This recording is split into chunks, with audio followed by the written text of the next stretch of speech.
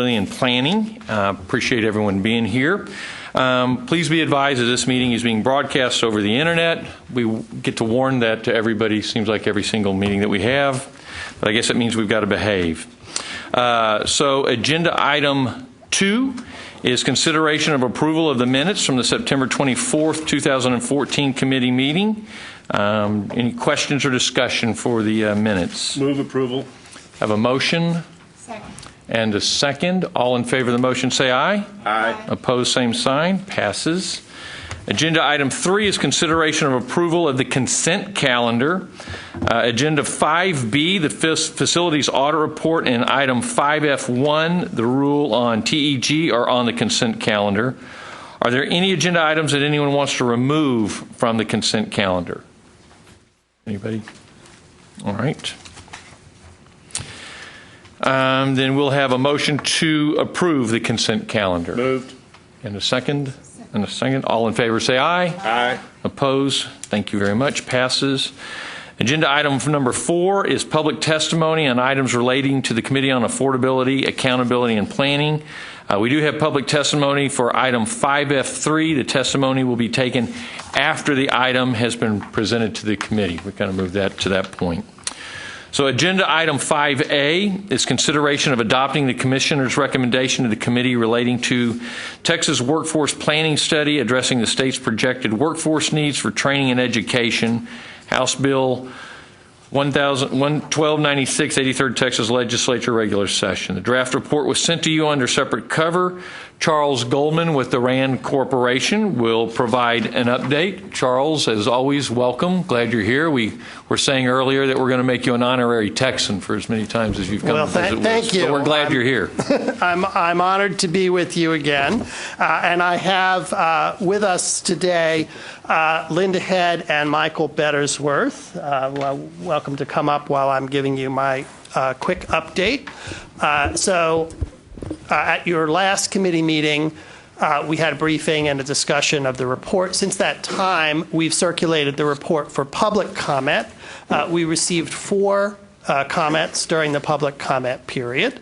And we also submitted the report for technical review, which is part of RAND's quality assurance process. We received 2 technical reviews, and we provided, I think in your packet, 2 or 3 page summary of the main comments we received and how we addressed them in the report. The comments generally were supportive of what we'd done in the study. Many of them also made specific suggestions about other points we could make. One of the common themes was that there are a lot of weaknesses in the existing data sources and that we should be a little bit more forthright in the report about saying that there are weaknesses and challenges in using these, and so it's important not to rely on only one source of data and to be aware of those limitations, look at multiple sources of data. So we've tried to bring that theme out a little bit more in the report. We've updated all the data files. The TWC has released new projections covering the 2012 to 2022 time frame, and so we updated all the data outputs in the report and in the supplementary files to reflect that. We provided all those to the coordinating board. So if you have any questions, I'm happy to take them. David. Thank you very much for your important report here. What exactly are the weaknesses that are alleged in the data sources, and what kind of measures can be taken to strengthen data sources in the future? And I'm looking at this mainly as a point of how do we make recommendations to the legislature to provide better data so that we can be more accurate in our modeling and our predictions? Okay. Well, that's an excellent question, and some of the weaknesses in data sources, I think, are inherent in the nature of collecting large-scale statistical data. It takes time to collect it, so by the time you get the data, it's always going to be somewhat out of date. And I think that's difficult to deal with. Some of the newer sources of online job postings, like we talked in the report about Burning Glass and EMSI, provide a complementary way of looking at labor market demands that's more up to date. So I'm not sure in most cases it's necessarily that we're going to have a fix where we can improve all these, but it's more that we want to look at each data source for what information it contributes combined with others. Now, there are some specific areas that I think we could do better.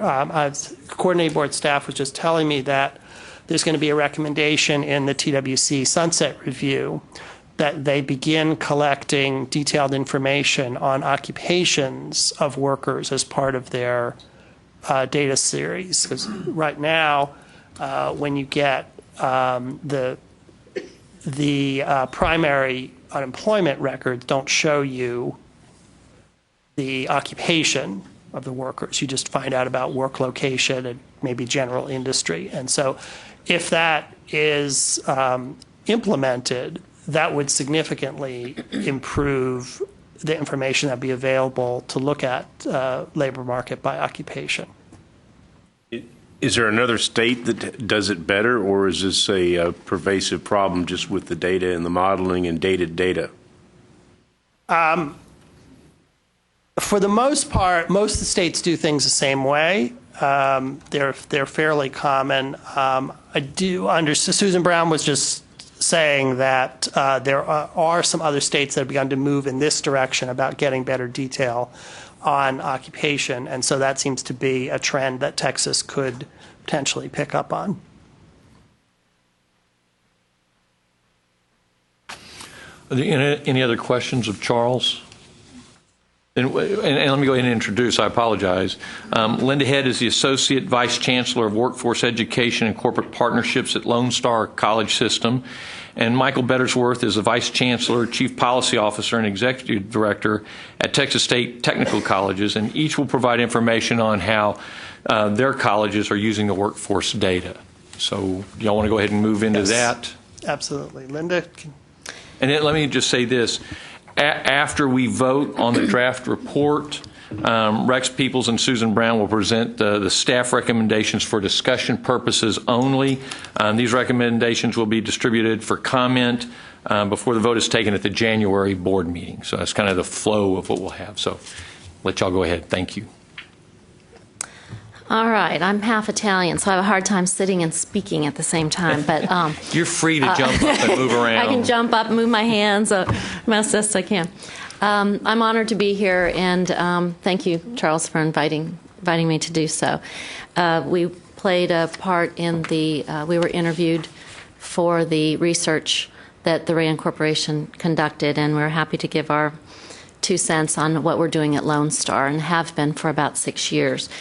You know Richard Carpenter, who was our chancellor, and when he started 7 years ago, he tasked me to develop a department that brought together credit, non-credit, and corporate training into one umbrella, and to develop our programs and services together as one unit.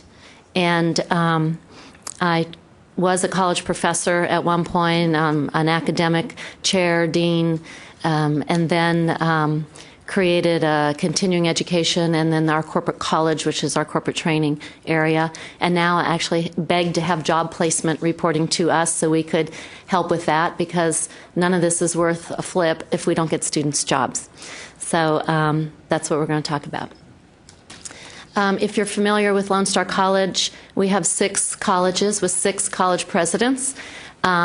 Makes our work sometimes very difficult because they're all very strong, educated, and opinionated, and they all know what program they want. And when the chancellor comes and says, "Okay, why don't we have a program in nanotechnology?" or someone at a small executive airport says to a president, "I want a pilot program." Someone else wants a recording studio. It's my department's job to say yes or no in terms of a recommendation based on data and based on our research. Our enrollment is somewhere in the 80,000s. Adding to the complexity, we have lots of students. We serve a large community. Sometimes the smaller colleges feel that we have it easy because we have lots of financial resources, but we have it very difficult to get anything done because we have 6,100 employees and a large service area. And within our service area, we have multiple cities. We're part of the greater Houston area, but yet we have the city of Tomball, the city of Humble, the city of Conroe, the Woodlands, which thinks we're a city, and all those kinds of dynamics going on. We presented a master plan based on our workforce research to our Board of Trustees and realized that where we needed to start was with a clear definition of workforce education. Some of this is out of the new GIPWE that we've worked closely with Gary Tomerlin on, but we had to get down to nuts and bolts. What do we mean when we say workforce education? Because people have in their heads something different, and the businesses, the employers, have something very different.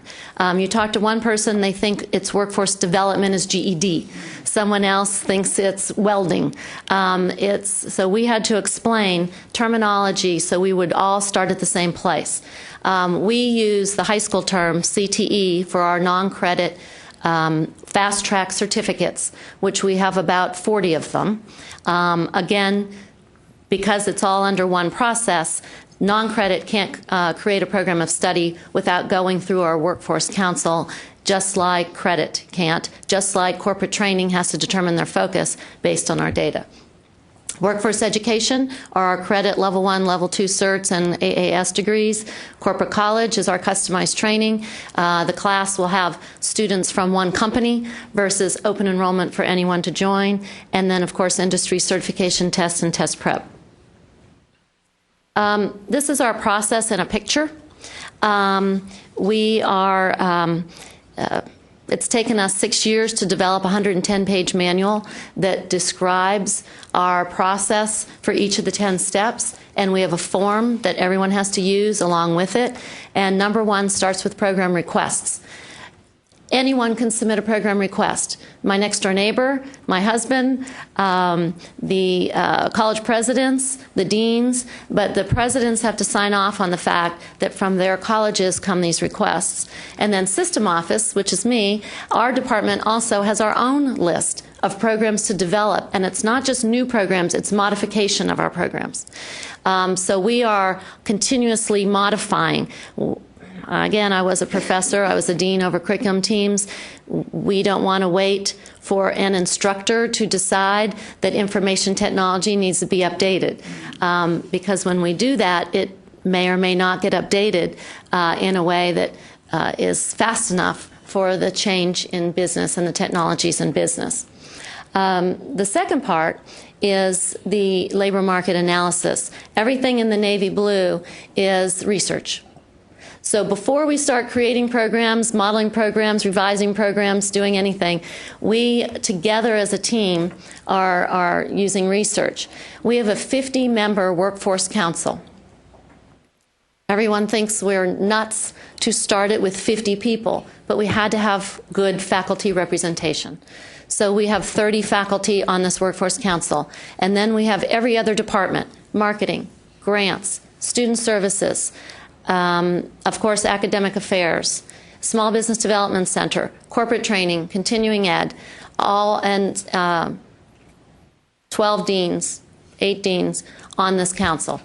And we meet monthly, and the council reviews the progress made on all programs of study as we're developing and modifying them.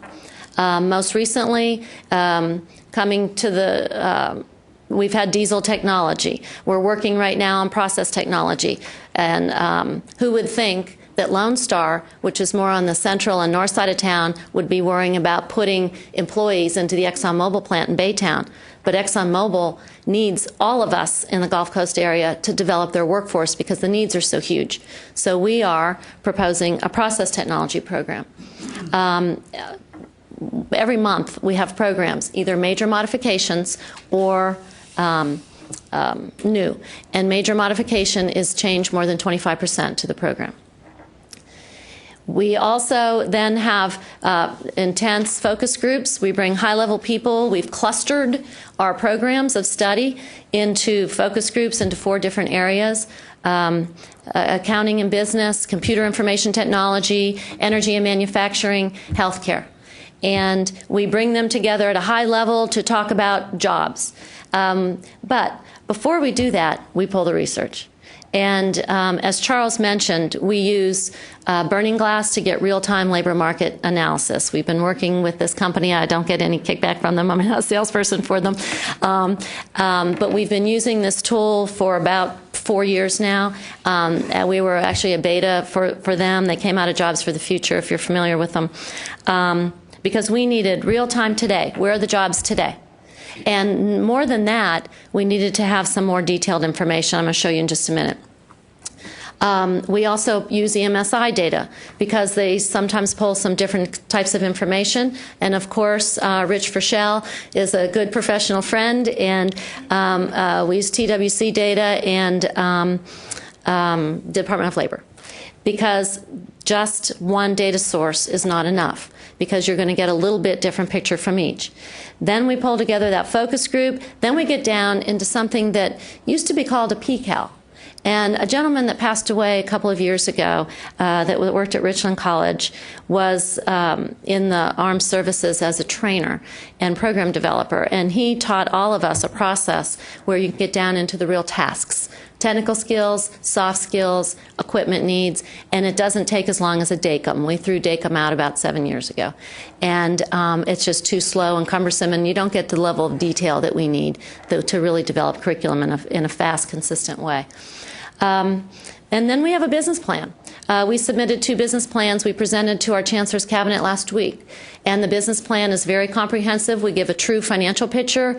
We estimate the coordinating board contact hours, revenue, tuition. We include the equipment, how much the equipment is going to cost over a 4-year period, faculty, professional development, marketing, a whole total picture of what it's going to cost us. Some things don't make money, like nursing. It's never going to make us money.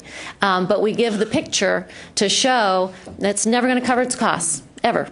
So, and some of these high-tech oil and gas programs are not going to cover their costs. So we have to make sure that our CFO is figuring out, if we put in zillions of English and you have a little bit of nursing, and how we will be able to be financially stable as an institution. Then it goes to the faculty to fine-tune the curriculum, and we also, through Workforce Council, help market the program. We develop the website, the SLICs, and we take all the data that we've gathered all along the way to help market the program, recruit students, and recruit instructors, because the hardest thing to find, it's not the students, it's the instructors. And we work with HR to develop comprehensive recruitment strategies. Program begins, and this year we've piloted our new program evaluation process, both an annual quantitative with 18 data elements program review, and then a 4-year qualitative and quantitative process that's very succinct, and it seems to be working for Lone Star. Here's Rich Frischel's data. So we get the big picture, where are the jobs? And I love to show this to our board, because we can see nursing's in the top 5, and so is truck driving. And we use this data. It's important data. We need to know in Texas where the jobs are and what they pay. And gainful employment numbers are very close to these, and of course we have to report those for financial aid, and we are doing a heck of a job now reporting our gainful employment, so the community knows that truck driving only takes you 6 weeks to get a credential, and nursing takes you 2 years, and it's probably easier to get into the truck driving program, and it's easier to find a job. And we're talking about those things with our communities. Here's a sample of our Burning Glass data. What we love about this is, again, rather than using traditional methods of gathering technical skills, soft skills, putting up flip charts, asking people in the room what they are, we do that ahead of time. So we have all the data polled. We have 2 labor market analysts in our department, and they poll the job titles and the companies that are employing those students. So here you go. Here's the companies employing those students. We know that now. So that helps us with corporate training, and it more importantly helps us with job placement. If they have the jobs posted, we now have business consultants in job placement and to supplement the career services counselors at the campuses. And because of the data, we now can go to them, invite them to come interview our students. Then we get into the skills. So we poll the technical skills, the soft skills, and what the Burning Glass calls the foundational skills, which are really soft skills, and the industry certifications that are required. So we are adding industry certification to every program where there is one. The faculty weren't originally excited about that, but now all of our machining faculty are NIM certified, welding, AWS certified. You know, we've done it with Cisco and Microsoft for years. We have not been doing it in some of our skilled trades areas. So now we are, so we're sure our faculty stay updated and we're offering the best programs. And so that our students have both the Lone Star credential and an industry credential. We have a list of about 32 soft skills. They're the same for every job, just tweaked a little bit. So we don't have to have that conversation every time and spend too much time, because the data shows us that here are the soft skills. The customer service is needed whether you're a service repair guy on an oil rig out in the field or whether you're a nurse. But it's just tweaked a little bit for those different occupations.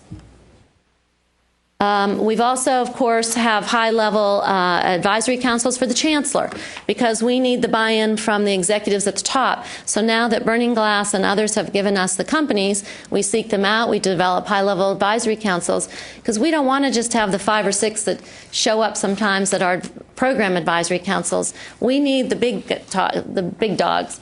And so every quarter, we pull in around 30 organizations that give us, our executives, information so that they understand. With all due respect, most of our presidents have PhDs in history, English, higher ed administration, not in business. And most of them have never worked in business. So what this has done for our leadership team is have them meeting with business executives regularly. And then program evaluation. I was faculty. I sort of know the head of a faculty, so we're careful about how we present this data, but it's data. And we want them to look at the data and not be scared by the data. If a program is not growing, it doesn't mean they're bad. It doesn't mean they're doing something wrong. It could mean we haven't effectively marketed that program. It could mean we chose the wrong title. Maybe we got all caught up on whether it should be mechatronics or engineering technology or field service technician, or maybe the business doesn't know what that program is. Maybe the student doesn't know. And this is really not a project that we did one time. It's been a whole culture change for our institution. And in closing, a few weeks ago at the November election, our community approved a $485 million bond. The premise for that bond was workforce education and 4 new centers of excellence based on our work through our Workforce Council and our Office for Workforce Education and Corporate Partnerships. A new center for process and lab technologies, a new center for truck driving and logistics, a new center for computer information technology and visual communications, and a new center for industrial and commercial construction, not home construction. Also a testing center so that we can invite the community and our students to continuously update their skills and take those certifications that are depicted in our research. Thank you very much, Linda. Thanks very much for showing us about the Lone Star process. We were impressed in the course of the research with what Lone Star had put together, and we thought it was worth highlighting and ultimately perhaps sharing good practices at Lone Star and at other Texas institutions more widely with other institutions. Oh, might I mention one last thing? Yesterday, at the International Association of Drilling Contractors meeting, we developed a international program of study together for a floor hand roustabout. It's taken us 3 years to do it because we've brought in Employers First, who developed this knowledge, skills, and abilities for 64 occupations in the oil and gas industries, including marine, manufacturing, service and repair, and drilling. And we're very excited that we now have the skills and competencies that any of us can use for a floor-hand roustabout. And then we also develop the pre-assessments, and the assessments, including physical abilities, drug testing, and the like. And we use the same process to do that. Thank you, Linda. And now I'd like to turn it over to Michael Meadows-Worth to talk to us about some of the work that he and his colleagues have been doing in using labor market information. Hi, good morning. Morning. My name is Michael Meadows-Worth with Texas State Technical College. I think we're familiar with the college as a state system. 4 accredited colleges moving to a single accreditation next year. 11 locations around the state and growing. That number may be wrong today. I don't know. I haven't checked the mail. But growing around the state. I want to give 3 specific examples of uses of LMI. I want to talk to Vice Chair's point to some degree about the limitations or some of the questions that were related to that as well, and then specifically focus on an example of faculty and departments using that data proactively. The first example is LMI to drive outcomes. TSTC's funding model is now deeply tied to this LMI data. The UI wage record information that we get from the Workforce Commission comes to the coordinating board, is matched or linked with our student files, and then we look at a 5-year earnings trend over time. That data does not capture every single student, doesn't capture every person in the state of Texas.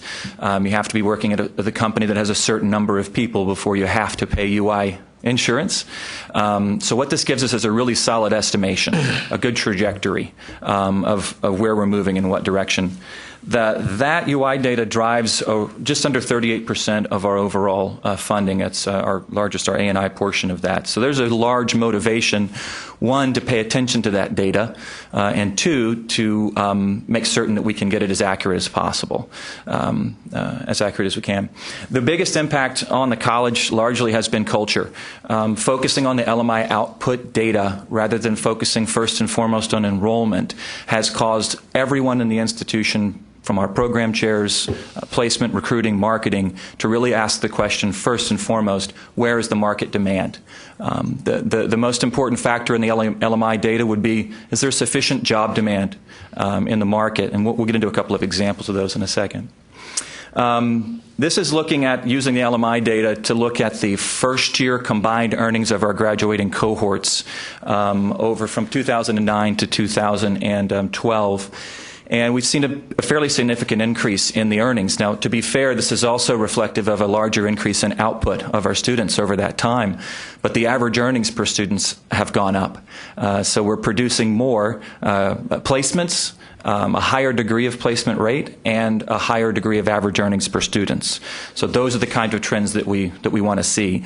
We look individually at departments to look at their 5-year first-year earnings, and we see how those trends are going. If we see a program that has 5 years of declining first-year earnings, and every other program in the state in that area has had a consistent or uptick, we know, well, that's not a market condition, that's a program condition. So those are some of the ways that we use the LMI earnings data to drive our outcomes. This is an example of the coordinating board's data tool for gainful employment data. And with this tool, you can download the actual earnings at an annual level. In 2013, they have 1 quarter of data. One area where we could have some additional data here is seeing quarterly data points released rather than just the annual. We're obtaining that data file from the Workforce Commission now, but there's a lot of real value in seeing quarterly changes in the numbers. With more data points, the more questions we can answer. The next one is aligning curriculum. Similar to Dr. Head's approach, we want to identify where there's sufficient demand. We also want to look at the earnings and the growth rates. Are there a sufficient number of jobs? The job demand data that we have out there publicly available is important to look at with multiple lenses. The vast majority of people are employed by small and medium-sized companies in the state and the nation. And the vast majority of those jobs are not posted online. There are lots of jobs that are not posted online that we don't detect in those data tools. So we have to get out into the community and do really objective gathering. I say the most legitimate LMI data is when you're face-to-face with that employer on their location. Let me ask you this. If they're not posted online, where are they putting that information out? A lot of those are in recruiting through trusted referrals or recommendations. I need somebody that can do UI, UX, and there may not be a job posting. There may just be a network. So that's the majority of job placements come through those kinds of interactions, not through a Monster or a Craigslist necessarily. Yeah, I just didn't know if there was some other source because, if those are, like you said, generally small to medium-sized businesses, I'd have still thought there would be a more formalized or more technological way to get those postings out there. It varies dramatically. It also varies by industry dramatically. The IT industry or an engineering industry that's more comfortable or familiar with technology will be more apt to post a job posting.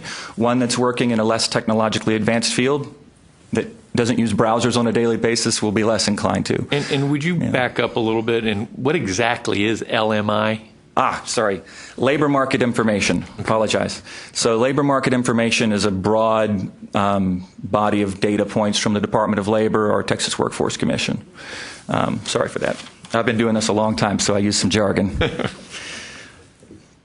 And then, so demand. Is there sufficient demand for the target occupation? When we start a new program, we want to make certain the target occupation is valid. If we have an existing program and we see low earnings, we have to ask the question, is the target occupation still valid? It could be that there was a shift in the market, some convergence, jobs have combined or changed. And so before we spend time retooling a program, is the target occupation still valid? If it is valid and we have earnings or placement rates are off or not where they need to be, then we ask, are we working with the right curriculum? Are we teaching things that are properly aligned? And then the third question is, are we working with the right employers? I will say this, the online LMI data is very useful for finding new employers. I'll give you an example of that in a second. I mentioned skill alignment. So for more than 10 years, one of my jobs at TSTC was forecasting emerging occupations.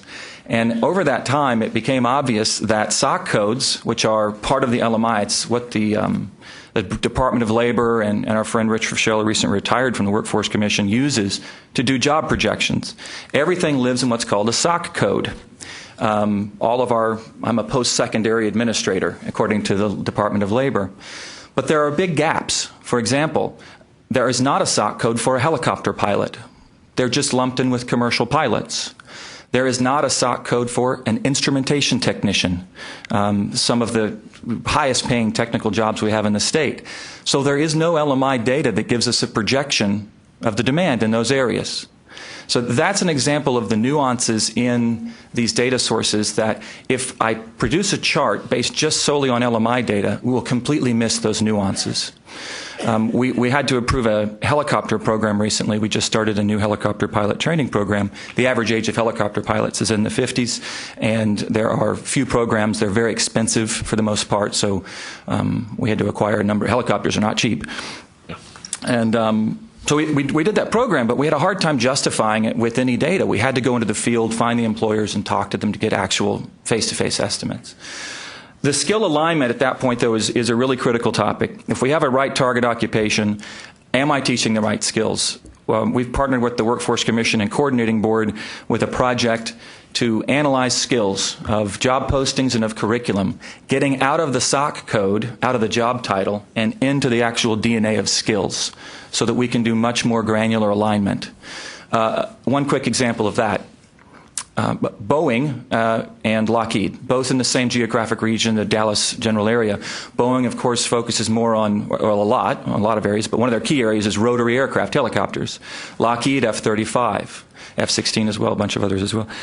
They both need machinists, but the machinists that Lockheed needs and the machinists that Boeing need are slightly different. Boeing really needs angle grinding. It's a very specific skill set. It's hard to do, to make that rotor gear. Lockheed couldn't care about angle grinding. They want autoclaves, for baking the F-35 to make it radar resistant or things like that. So the point is that to really do high-level alignment, if I want to make that graduate the most employable, I also have to understand the nuances of the skills with different employers for the same program. So that's kind of the area that we've been moving to in analyzing job postings and trying to target specific employers. We use LMI data, these tools, for regional strategies. There's a difference between a welder, for example, in Port Isabel and one in Amarillo. Welder in Port Isabel is going to have a scuba certification, offshore oil rigs and things like that. You may have a scuba certification in Amarillo. I don't know what good it's going to do you, but there are differences in the skill sets, even regionally. And then lastly is benchmarking. Benchmarking data is extraordinarily valuable to us. I mentioned the data that was used previously from the Coordinating Board and Workforce Commission.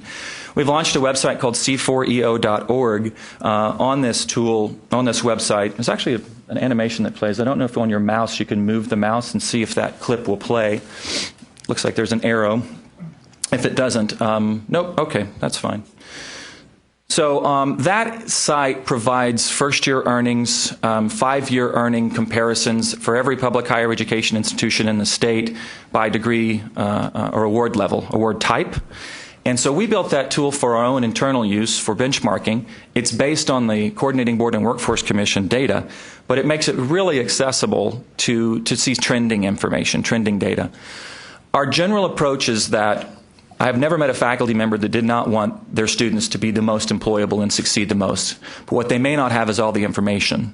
So instead of, what we don't want to do is dictate to a department exactly what they need to do. Our faculty may be industry experts with 20 years of experience working in their field. We as administrators can't cover 150 occupational areas with a level of expertise.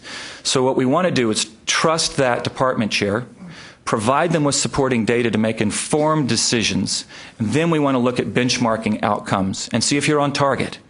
Frankly, if you're having the highest placement and earnings rates, use project-based learning, use peanut butter and jelly, use whatever approach that you think is best that reaches that outcome. Whereas what we've historically done has been really focused on process of instruction. And it can vary. It can vary greatly by department or a program or an industry. Competency-based learning, for example, is one good example. We see that CBL is going to work really well in a lot of our programs. But there are some, like the FAA, that have a very rigid structure for how you do instruction. It's going to be more challenging. So we wouldn't try to fit that round into the square peg into the round hole. Nuance, I guess, would be the underlying message of that. The next area that we're focusing on is soft skills. And we have modeled with the Workforce Commission, actually the Workforce Commission modeled, and we've expanded on more than 950 occupations, the hard skill profiles of those. Yeah. That data was based on input from over 4,000 Texas employers and validated by 1,400 Texas SMEs, subject matter experts. And the hard skills are great. It is the #1 skill that is lacking when employers are asked what they need most, according to the Manpower 2014 study, 13 and 12. The second is soft skills. The head of HR Boeing says, I hire for hard skills, I fire for soft skills. Critically important, both equally.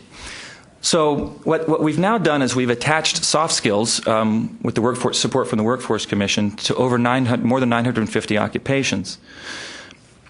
And so we have soft skill profiles that are giving us a greater understanding, not just that we need to have critical thinking, but how important and what other soft skills are most important to that target occupation. This is a CEO, for example, and we see that leadership and oral communication and critical thinking are at the top. This is a carpenter. Attention to detail. Measure twice, cut once. This is one trip to Home Depot, not 3, you know.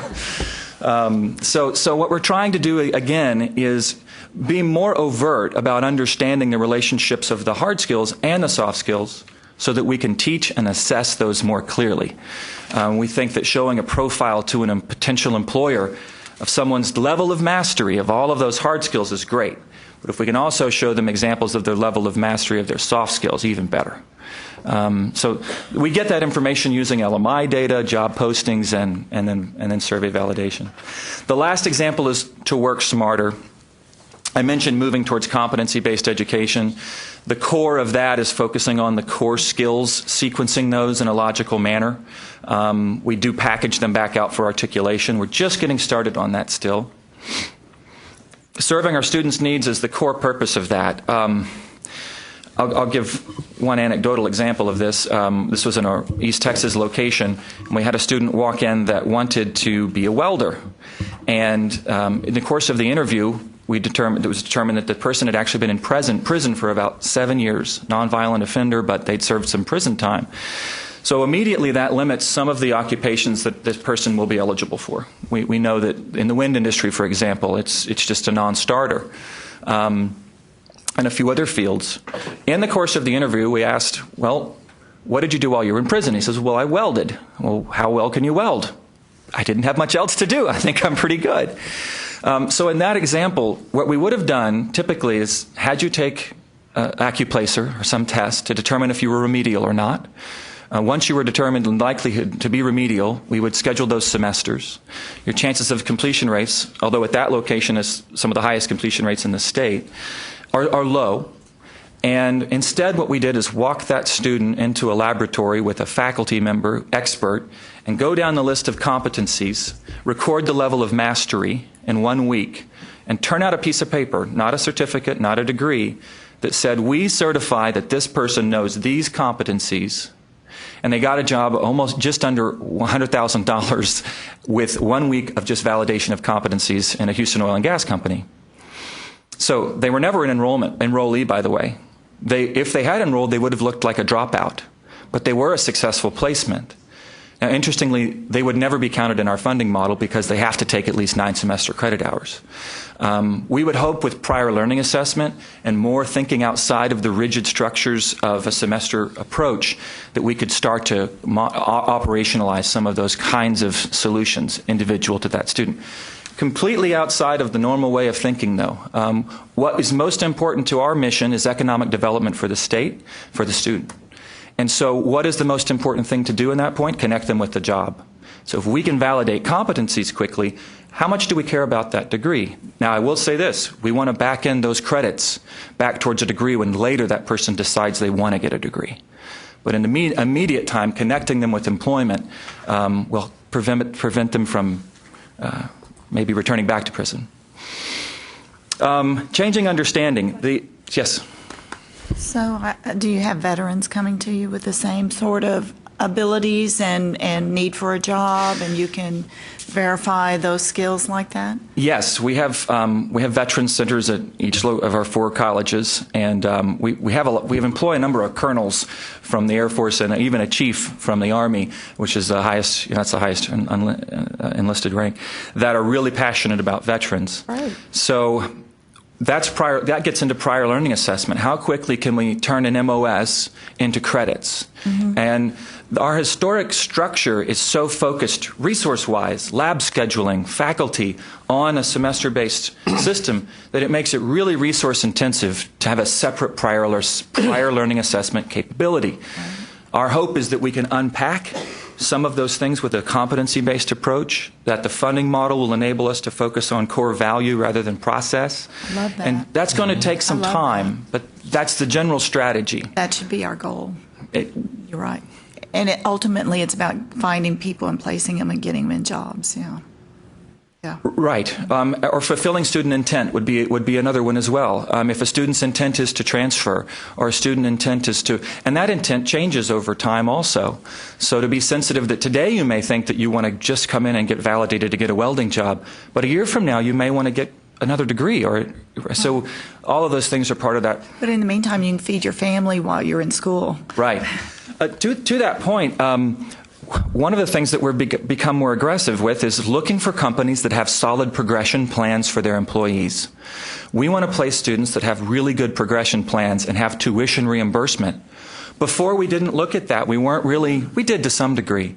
But now we're inherently focused on the progressive earning of that graduate. If they get a job and they flatline, our funding model is affected. We want to have a progression plan.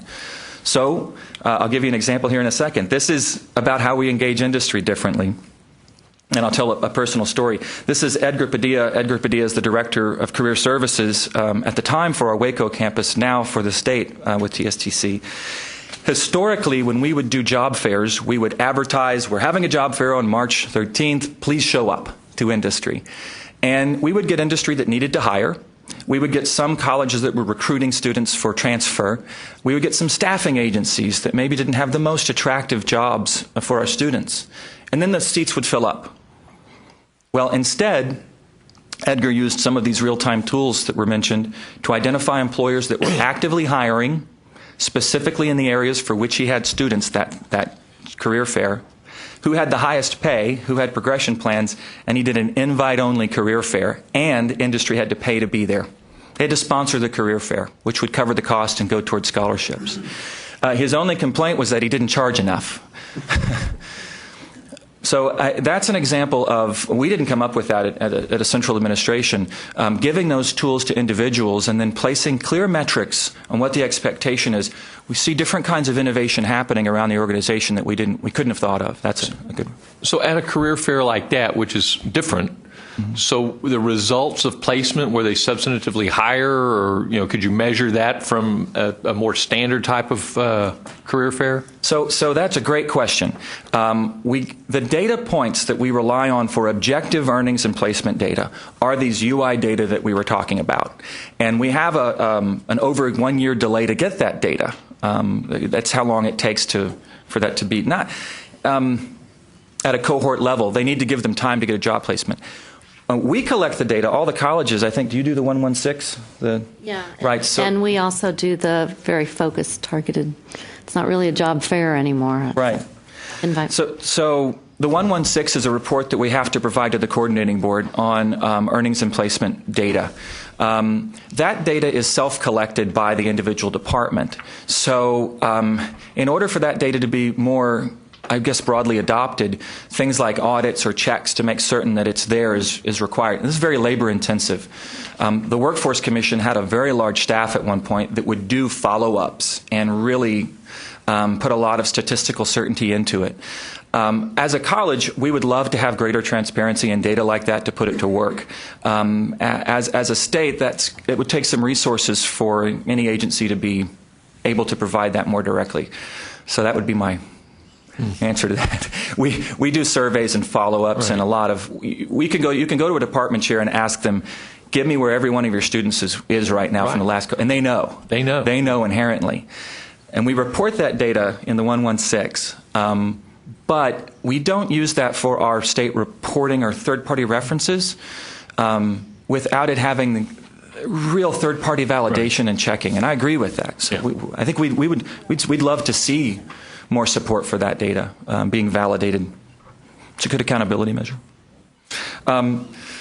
So thank you very much. Thanks, Michael. Do you have a question? Yeah, question to Michael. In your example of the gentleman that had the welding skills, where you're actually testing and certifying core competencies that are necessary, where is the business model in that? And how does the state and how do we give you credit for certifying someone without actually enrolling, without, that's exactly the example of what we want to have happen in this state. You're connecting future employees with future employment, and yet you don't get anything for it in return, and you don't get any credit, and the state doesn't really track it. So that's a great question. That's why I ask it. It's a great. Let me unpack it for a second. So traditionally, there's this hard line between continuing education and for-profit, the non-credit and the for-credit, and our previous structure of contact hours really focuses to stay loyal towards a semester-based approach. Technically, we could unpack under contact hours and still operate on a quarter basis or on a CBL basis. There's not an inherent structural limitation to it. It's more of but we've always done it that way kind of limitation, I think, a cultural limitation. So in the case of that individual, if we were able to certify 9 semester credit hours of skills, they would be included in our current model. At the time we did that, we weren't under a return value funding model, and we are not awarding credit. We aren't awarding credit yet in that prior learning assessment. We want to get there. We'll get there with our accreditors' support and making certain that we're really careful. What we don't want to do is open the floodgate too quickly towards very quick prior learning assessment for credit without good quality controls on that. So it's not the best answer I'd love to give you, but it's the most responsible one I can say. I expect that as we unpack from the semester credit model, implement more CBL approaches, looking at how this legislative session goes with these changes in the funding model to give us more cultural push forward that this is real, that we would see more innovation at the campuses happen in that regard. So we're in that. It's turning the battleship, but we're moving that direction. So I could see that this would be a rare individual who would come and really possess all the core competencies necessary for immediate employment. But it would seem to me that you ought to be able to charge for master trainers. Sure. 40 hours that they spent, you ought to be able to record that they were given a certification of some type. Sure. And maybe it's a contingency contract based upon their first 5% of their first year's employment that comes back to the institution to fund it. I'm kind of thinking about these things in a different way. I would assume if you saw gaps in their competencies, you'd then have a learning portfolio plan put together saying, these are the 9 semester hours you need to have to be able to get this certification. We're going to enroll you next semester. We're going to get credit because at the end, we'll get credit with the state. You're going to pay us tuition, but at the end, we've got a job waiting for you. To your point on finances, 4 key areas we hope to grow on that. The tuition one is not, that individual and student loans is the way we'd prefer not to go ideally. The Department of Education just approved us for federal financial aid for competency-based learning. I think fewer than 10 in the country so far have that status, so that is one area that we will now be able to have federal financial aid. But more to the point, the industry and employers have a large skill shortage in these areas. So the staffing agency model that you're referencing, where we're charging for a placement effectively, a staffing agency model where that employer is more directly. Why would they pay a staffing agency for recruitment? Why aren't they paying us for that? Right. So a staffing agency model, I think we'll see some of those start to evolve more and more. The funding model would be the fourth. The funding model coming in with 9 semester credit hours. So all four of those kinds of areas. Did I name 4? I think so. Is how we can distribute that cost. Where we have not aggressively pursued yet is the staffing agency model. Edgar Padilla's example of charging industry to come to a targeted career fair proved that there's a viable business model, we think, for a direct financial investment into talent, and we will be exploring that more aggressively. One other hurdle is SAC's credentials requirements of faculty. So as we talk competency-based, right now, most of us our faculty credentials to offer college credit are based on a course. They're that detailed at a course, not a program. So it also makes it a little difficult in the semester credit hour model to one instructor teaches these competencies, but they have to be able to roll into the next and the next and make it a more fluid approach than this traditional. They can teach History 1301, they can teach Welding 1301, they can't teach Welding 2428. We could use some help with that. And a follow-up question, you use the term soft and hard. In our vernacular, in my industry, it's technical and non-technical. The soft skills are hard to learn, and if you don't have them, you may never get them. So I just really think that they're all core competencies that are necessary for being successful in a workforce environment, no matter what you're doing, driving a truck or operating on human beings. Yes. So, I mean, I really think that you ought to kind of focus on technical, non-technical, but they're all essential, either clinical or core competency skills necessary. If our friend Rich Frischel was here, he would have bopped me on the head, because the proper term that he uses is workplace basics instead of soft skills, because he feels soft skills kind of, pushes them to the side. It does. They're fundamental workplace basic skills. I mean, to that point, we sometimes think that the only way to learn soft skills is in the pages of Beowulf, and it happens in the classroom, it happens in the laboratory so often. One story back in Marshall, I was touring a program and I opened this automation PLC, very complicated thing. And all of the wires were perfect and beautiful and amazing. It looked like a piece of sculpture. And I asked the faculty member about that, and he said, well, I'm going to say this joke. He said if looks didn't matter, all M&Ms would be brown, basically. The point was that the attention to detail, which is, by the way, the number one statistically in those 950 occupations, attention to detail is the most important workplace basic through the mapping of those skills. Critical thinking, problem solving, those things are there as well. But attention to detail, showing up to work on time, basic fundamentals are critical. And so I think there's an evolution in our thinking that we can teach those workplace basics and those hard skills in either of those settings. And if somebody hasn't grown up with the expectation of having those kinds of behavior patterns, that's a large part of what happens in our classrooms with expert faculty that set those expectations. The teaching of the hard skills, we can teach anybody to weld for the most part. You can't teach me to climb on top of a 300-foot tall wind turbine. Not going to happen.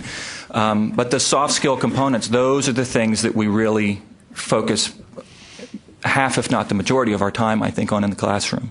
Well, I mean, I think the biggest non-technical skill that we're bringing into physician education, and this is a newsflash, patients get better outcomes when physicians know how to communicate with nurses and communicate with patients. Right. And so communications is absolutely essential, the ability to read, write, and understand the English language. Yes. And anyone in this country that doesn't have those skills is really handicapped. The Lexile Quantile scores, the math and the reading scores for an instrumentation technician are higher than an English major because of the technical manuals and the words that are used. There's such a level of verbal and literacy that's required in those fields. But there's a growing, I think, appreciation, kind of a paradigm shift happening culturally. That's a greater appreciation for that, for those differences and similarities, if you will. Right. Anything else, committee?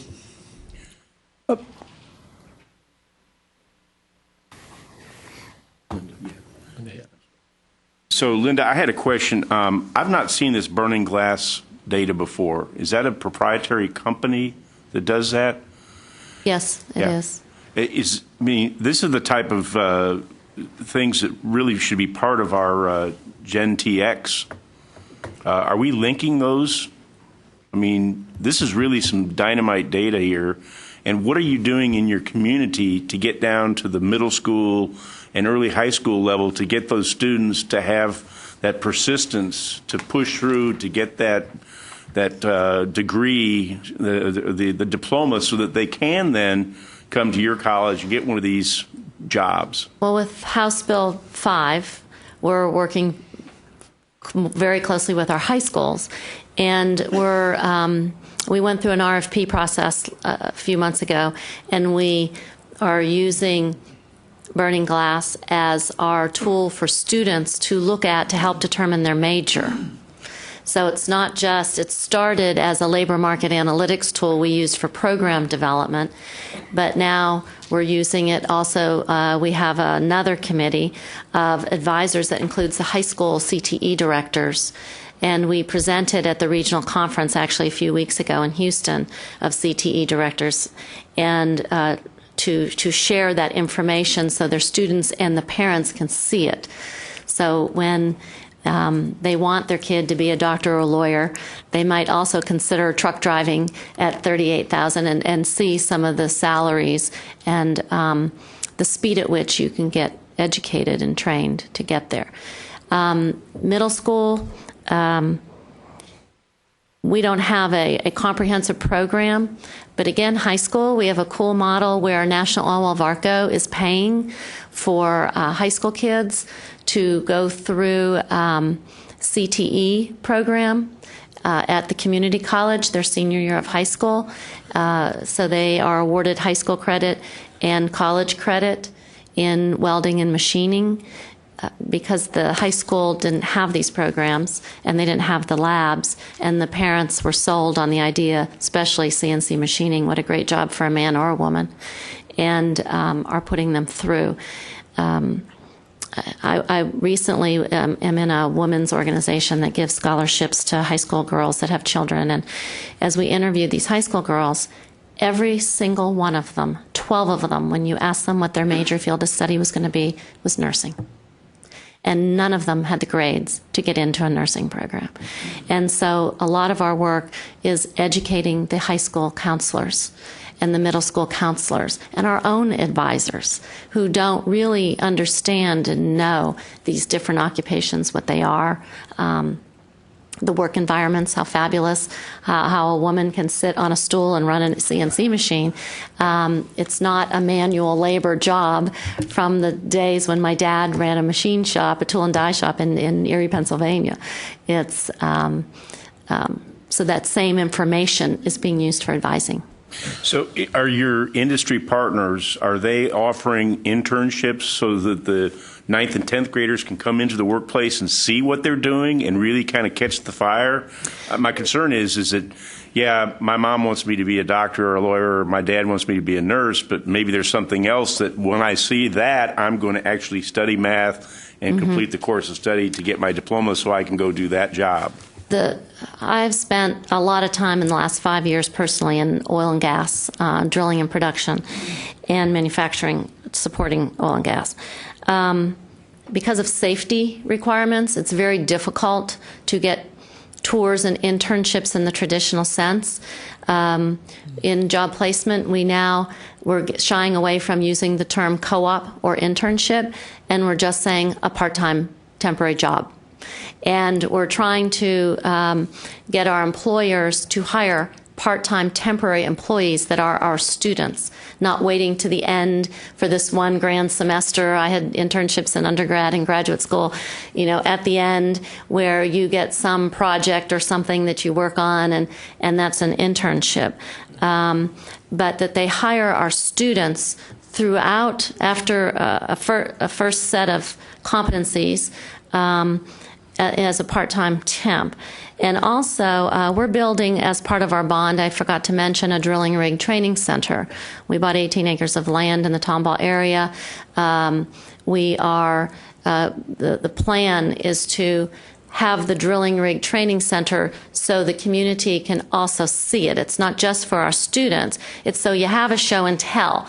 They can go, wow, we can't drag everyone to West Texas, but people in Houston are working in West Texas, especially veterans. Our veterans come home, and they're very interested in not being home every day necessarily, and working 2 weeks on, 2 weeks off in West Texas and keeping their family in Houston. But our kids need to see it, and the parents need to see it. They just don't know. A lot of our educators don't know.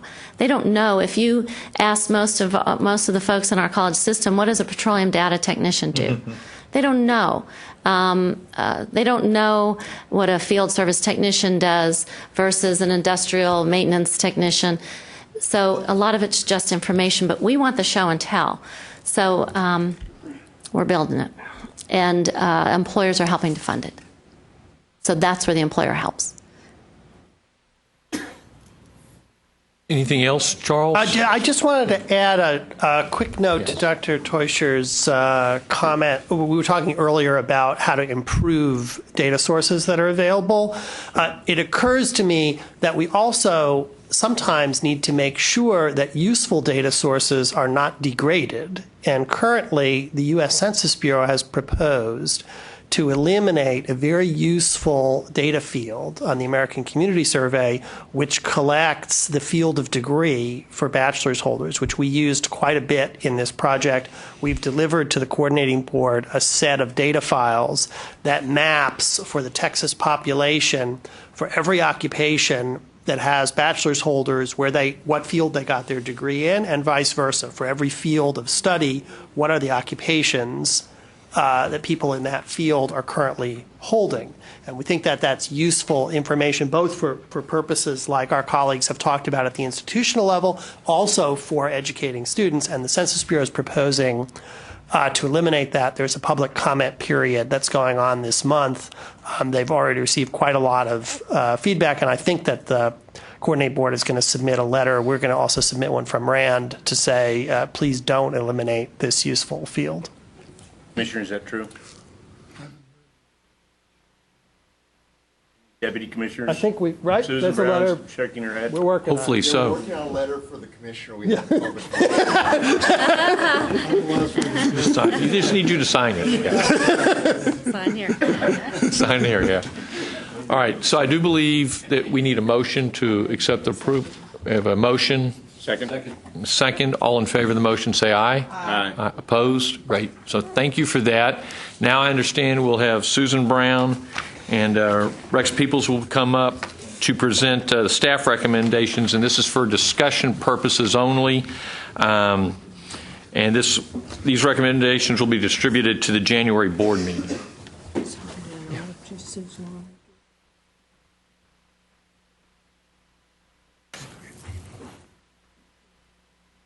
Where is that?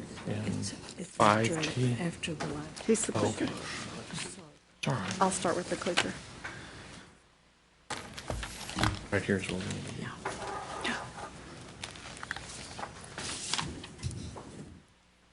Okay, now we're going to talk a little bit about what the possible staff recommendations and how the staff will be using this and the recommendations that we're going to be putting forward that will go to the legislature along with the report.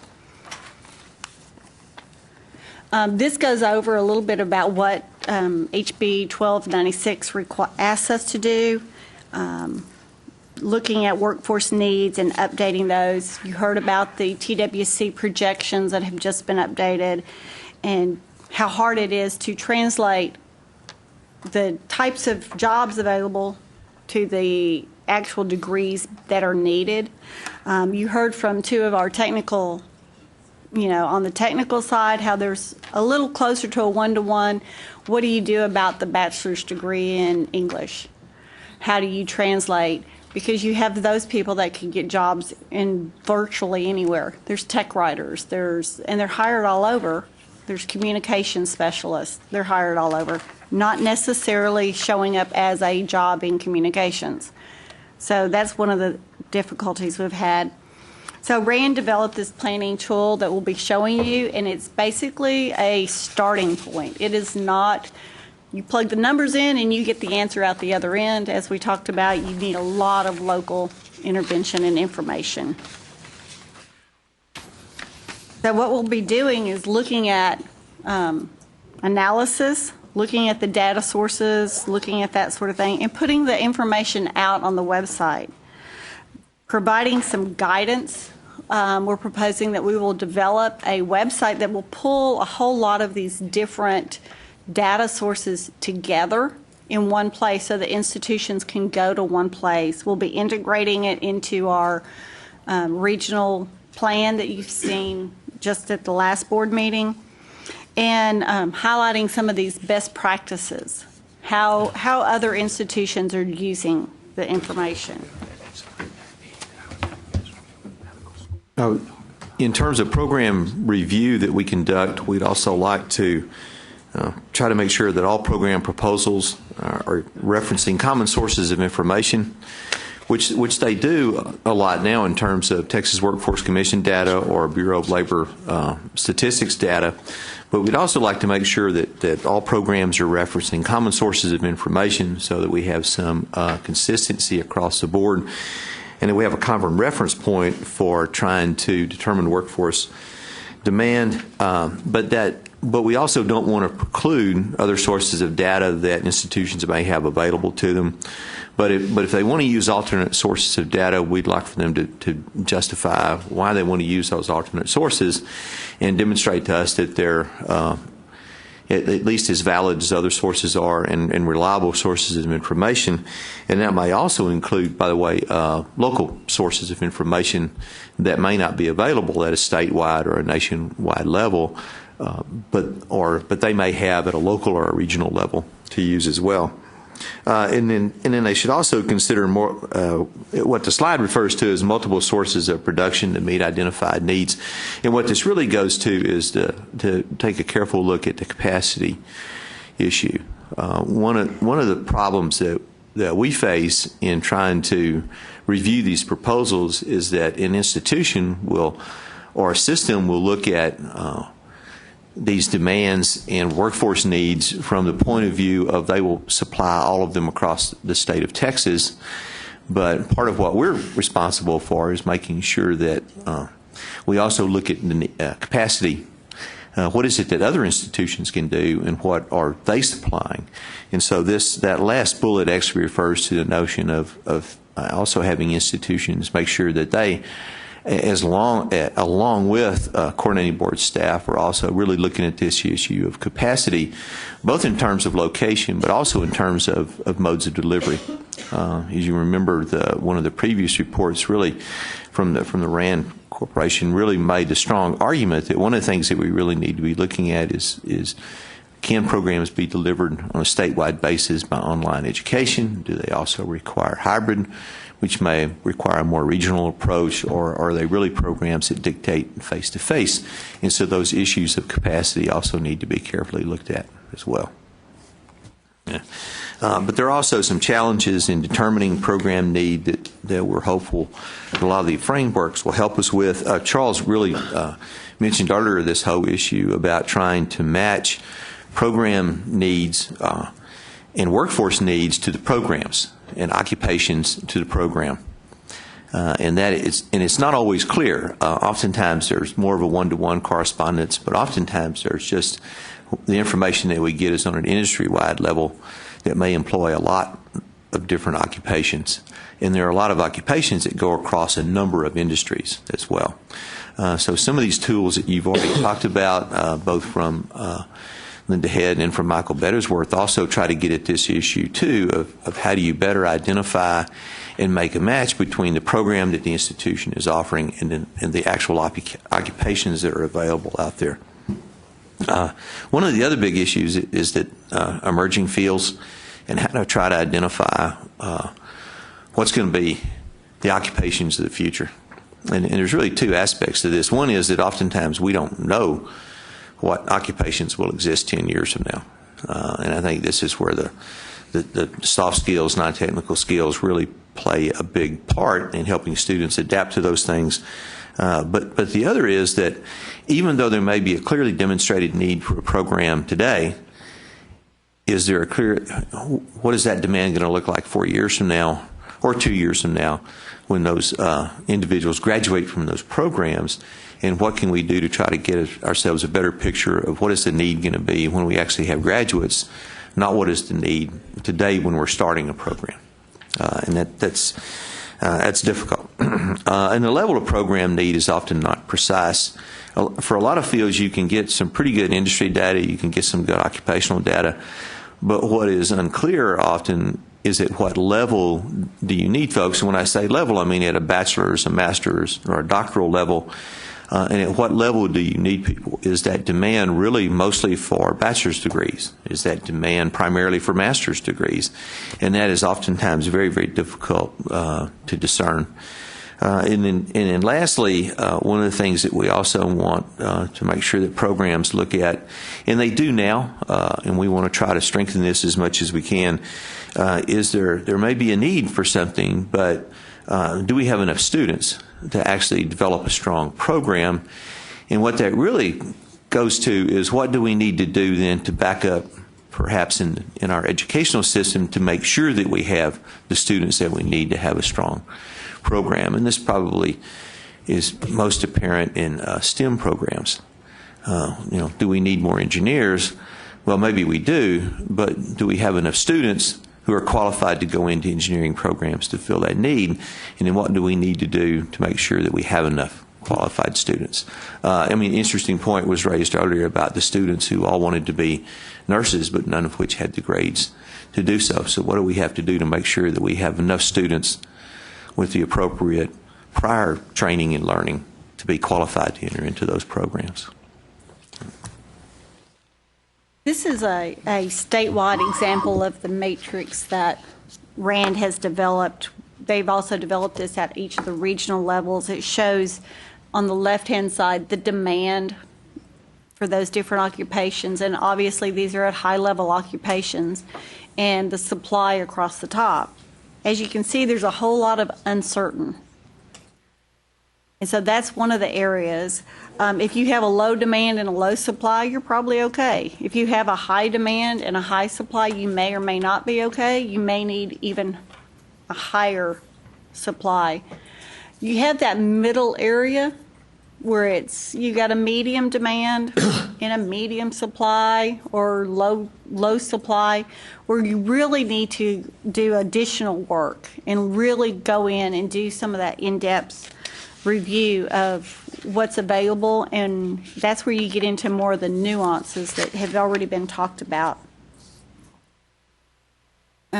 Here are some of the data sources that we plan on bringing together and putting links to our site. There's a lot of information, and as you can see, there's the American Community Survey that Charles just mentioned is looking at dropping one of the things that we feel is very important. So yes, there is a letter being drafted for your signature talking about why it's important, and we have multiple bullet points on that, how we use that data and how important it is to all the states. And as Charles said, they've already received quite a few comments on their idea of dropping that, so hopefully they won't do that.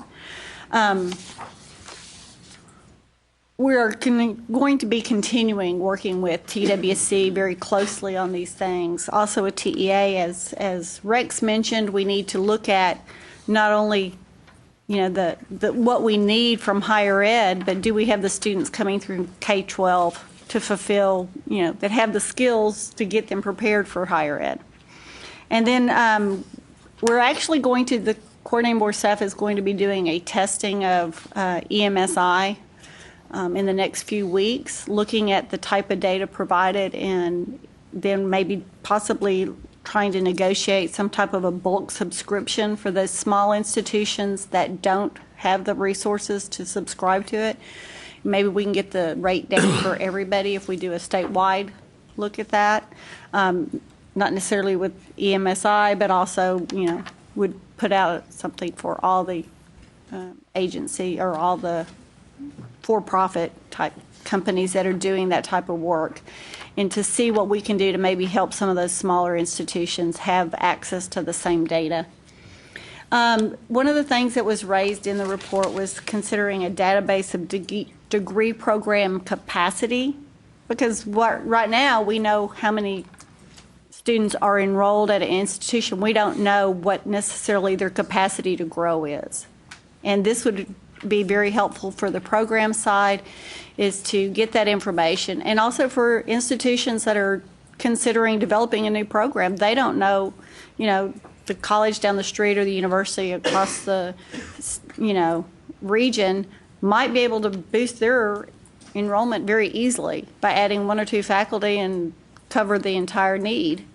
So we need to start doing some of that. And so we're proposing that we start collecting some of that type of data once a year to survey the institutions to get what is their capacity in some of these programs. How are they, A&M just announced their 25 by 25.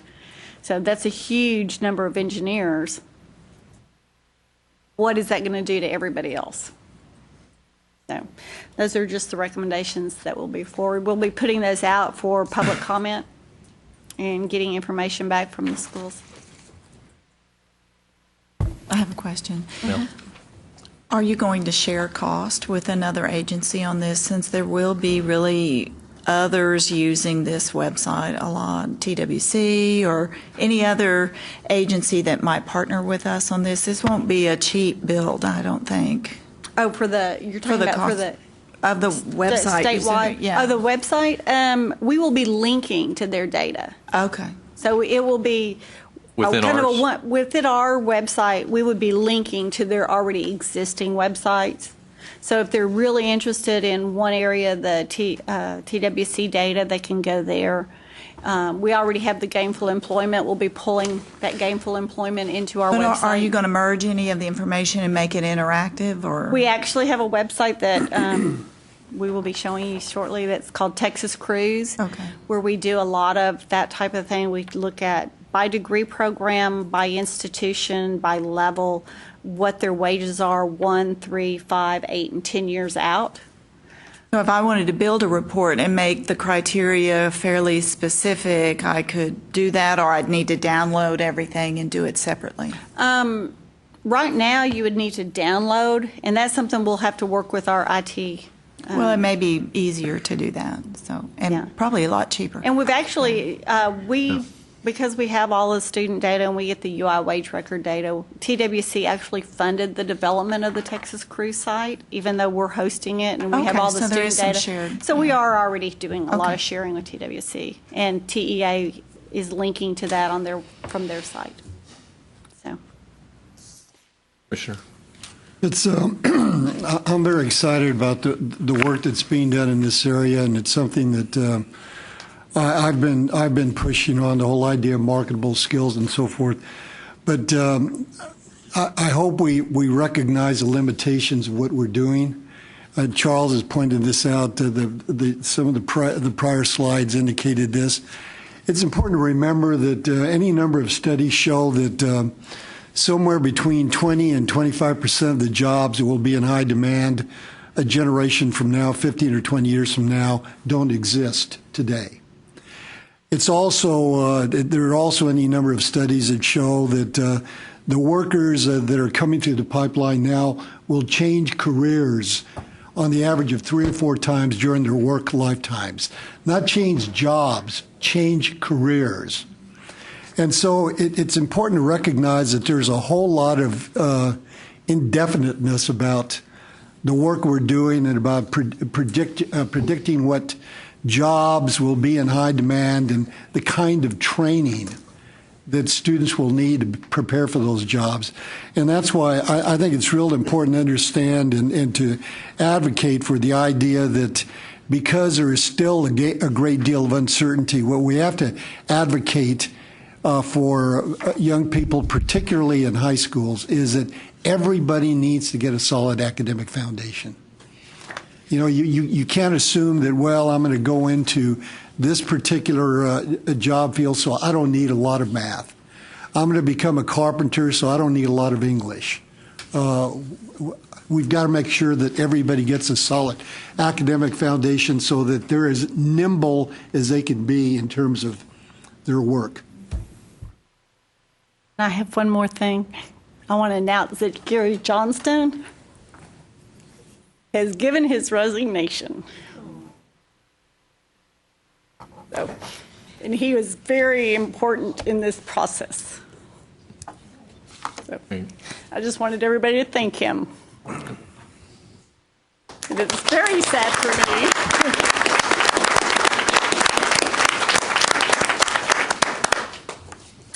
So, any other questions? Can I just, what was the thinking behind the Census Bureau eliminating or wanting to eliminate that data? I mean, that's such significant, important. Yeah, I have the report. So they've got a process by which they look at every question that are on their major surveys periodically, and they scan published literature to see how frequently certain data fields are used, and then they have some kind of matrix tool that they developed that says which are the high cost to administer and low usefulness. And they identified, I think, about 14 items that fell into that category. But for some reason, they simply failed to pick up all the uses of this data element. Many of the other data elements that are on their list are there with good reason, because they're very high. Like, just to give you an example, I don't remember the exact question, but they collect data on all the number of times that the individual has been married in their life. And it turns out researchers don't use that very much. They tend to use, are you currently married?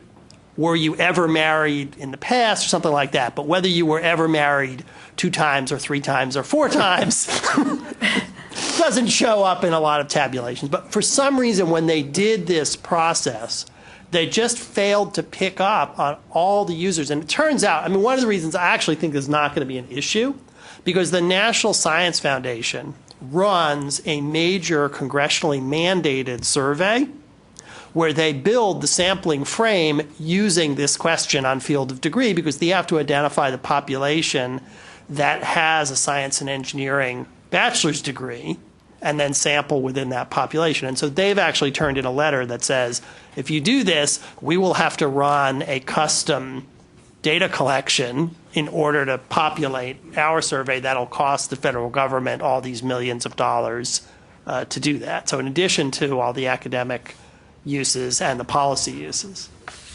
So your anticipation is they're going to continue to collect I the think data. that the result of the public comment will be that they'll continue to do this. I mean, in fact, what we might say, I haven't coordinated with Susan and the staff on the letter, but we might want to say, well, actually what we want is we want you to expand this Right. and not only ask about the field of degree at the bachelor's level, but it would be great if you'd ask about the field of degree for other levels of education as well, because that would be very useful. Okay. Just one other thing, Gary. We're really sorry that you're leaving. You've contributed so much outstanding work, and you will definitely be missed. I didn't know this morning that your commute was 80 miles one way. You must have really loved your job here. But thank you very much for your service.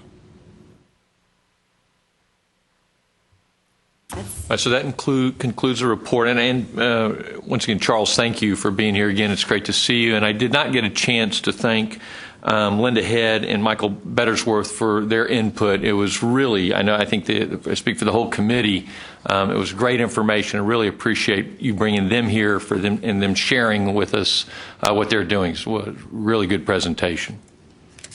Thank you. Right. Moving along.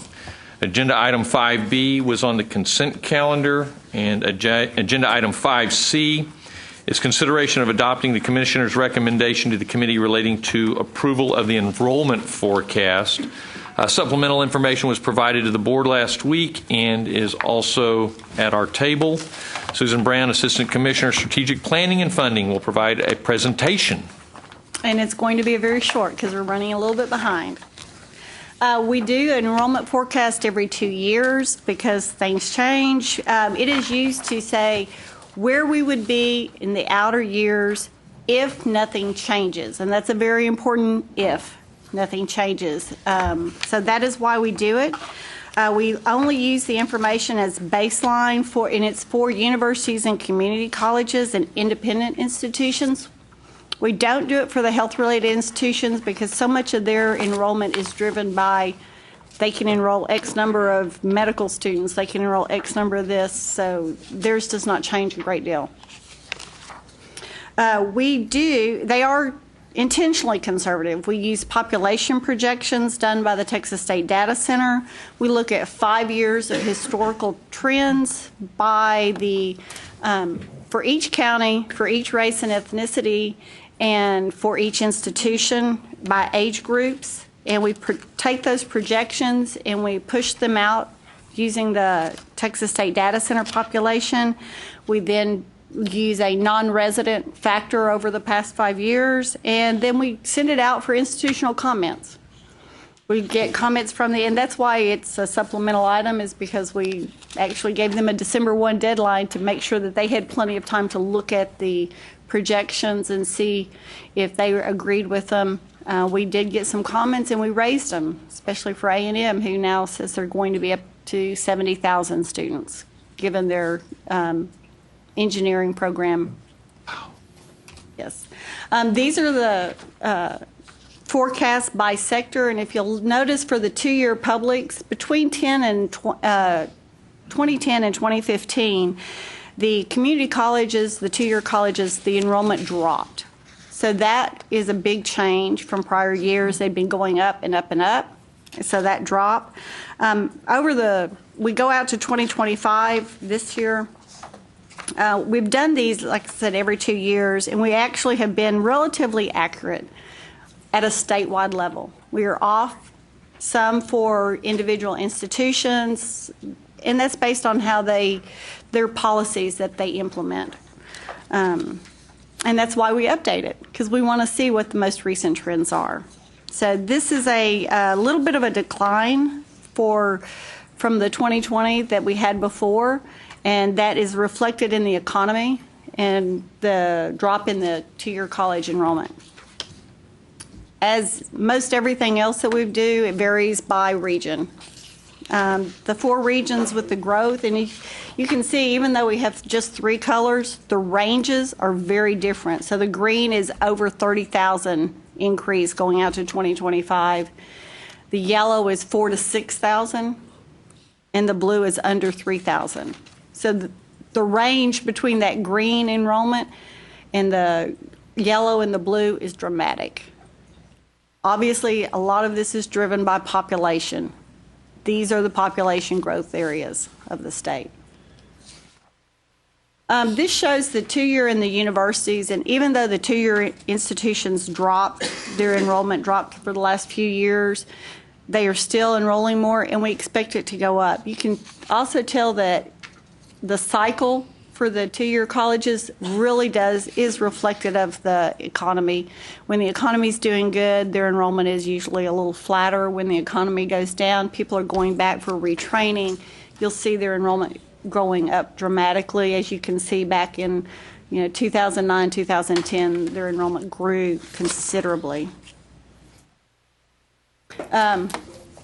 There are drivers. The statewide drivers include the economy, obviously, for the 2-year colleges especially, and the population projections.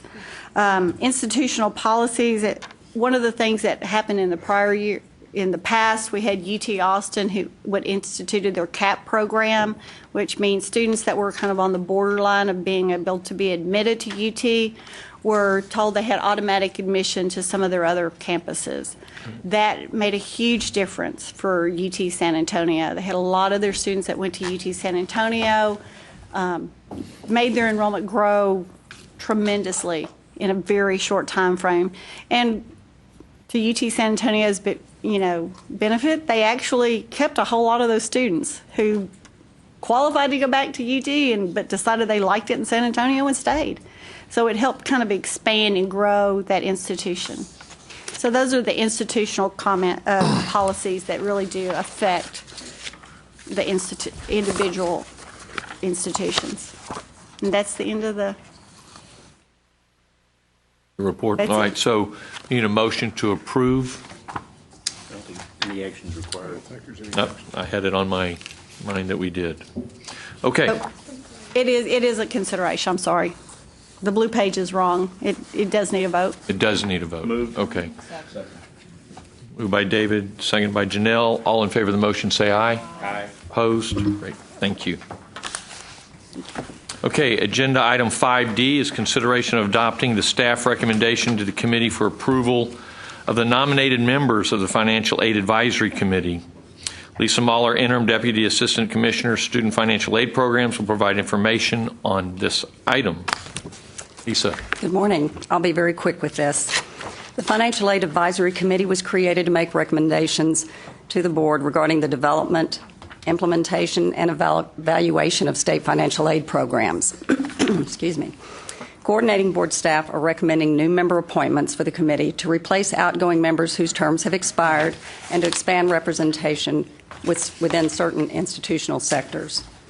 Members of the current committee reviewed the nominations submitted by institutional chancellors and presidents and recommended final candidates based on a variety of factors. A list of candidates recommended for appointment to the committee appears on the page following the blue page for this agenda item. And staff will seek confirmation of these appointments at the January board meeting. Motion by Janelle, a second. Jacob. All in favor of the motion say aye. Aye. Opposed? Great. Thank you. That was very quick.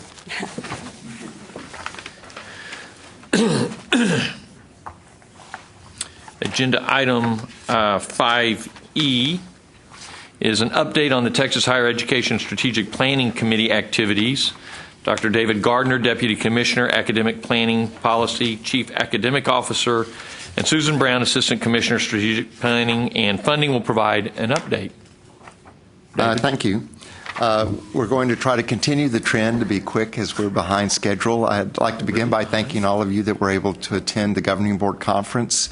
I think those of you that did know that We had an entire morning devoted to the goals and the proposed goals in the new strategic plan. I think it's safe to say that they were well received overall. At the end of the morning, we had discussion groups, and unfortunately our attendance at those were a little lighter than I would have liked, but we had good discussions in those regardless. Just very briefly, the first goal and the statewide goal, in terms of having at least 60% of Texans aged 25 to 34 will have a post-secondary credential and degree. Everyone did agree this was an important goal. They thought it was challenging, but that it ultimately would be achievable, and they thought we had the means to do that. In terms of the second goal, in terms of graduating at least 550,000 students in 2030, the discussion focused primarily on some of the targets that are being considered at this time, and there was a lot of interest in the role that dual credit might play in increasing the number of graduates, and also in terms of how House Bill 5 may ultimately play out in terms of the graduates, and is there anything for us to learn from that as we go forward, and of course a lot of discussion on transfer and alignment. Marketable skills generated a lot of interest as it did this morning. I think the one thing that came out this morning that we're seeing in our discussions as well is that some people think of the job market as a fairly straightforward operation, which it is not. I think I'd like to underline what the commissioners said in terms of we don't really know exactly what will be needed in a number of years, and so we always have to bear that in mind. There isn't a one-to-one relationship. But it's clear that this is a very important goal to everyone. I found this out of state as well. I was at a Complete College America meeting recently, and they're very interested in this goal. So I think we have a real opportunity going forward to make a real difference in Texas in terms of addressing how to make our students more marketable as they go forward to the workforce, and at the same time maintaining all those other things we think are important in higher education in terms of being active players in decision making in the world in terms of government and various policies. Finally, the good feedback in terms of the student loan debt. Most of those discussions really focus on how one might get to that point, and much of it reflected some of the Complete College America agenda in terms of how can one make it more efficient to get to that point, the importance of enrolling in more hours as students enroll in college. We had talked in one of our targets about 15 semester credit hours a semester. They emphasized the point that actually the commissioner has on other levels about 30 semester credit hours a year. At Complete College America, I should say they had some data which supports with every kind of student, whatever their background, if they can enroll in that many hours initially, they're much, much more likely to graduate. So that really summarizes it. I think we're headed in the right direction.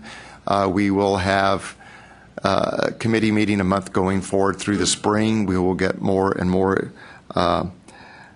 detailed in terms of specific targets and really hone in on key strategies that might help us achieve these goals. I think we're confident enough that the goals are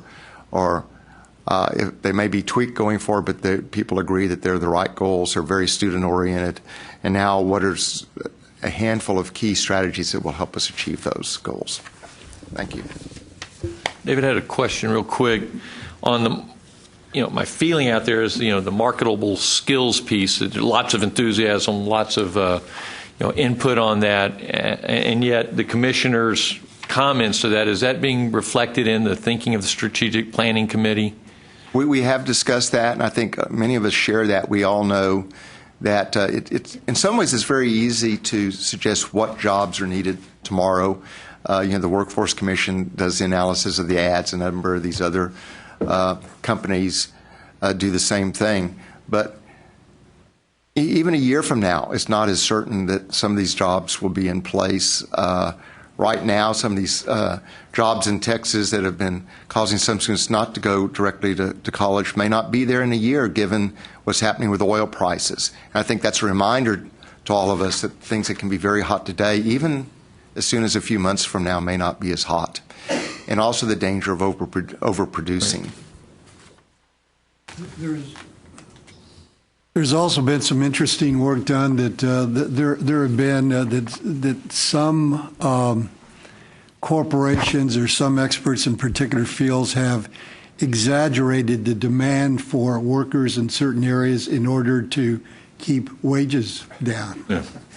For example, there was a long article in an important journal a couple of months ago that pointed out there's no real evidence that there's a shortage of engineers. Now that's debatable, and the primary justification for that argument was that wages for engineers, except in very specific regions and in very relatively small fields, that the wages for engineers have been relatively flat for 10 years or so.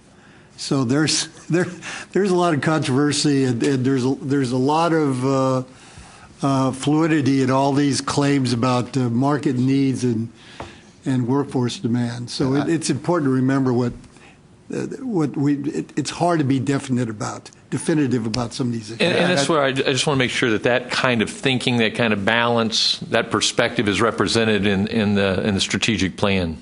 But yeah, we plan for it being, and once we have an actual draft, we need to make sure that it's reflected in that language. And we plan on having a draft available shortly that will need much more work after people provide feedback. But I think it's important for you to know, I think you've seen even this morning that on a staff basis, we're placing much more emphasis on understanding the job market better than we ever have before, and even knowing there are going to be great limitations in terms of what we can know.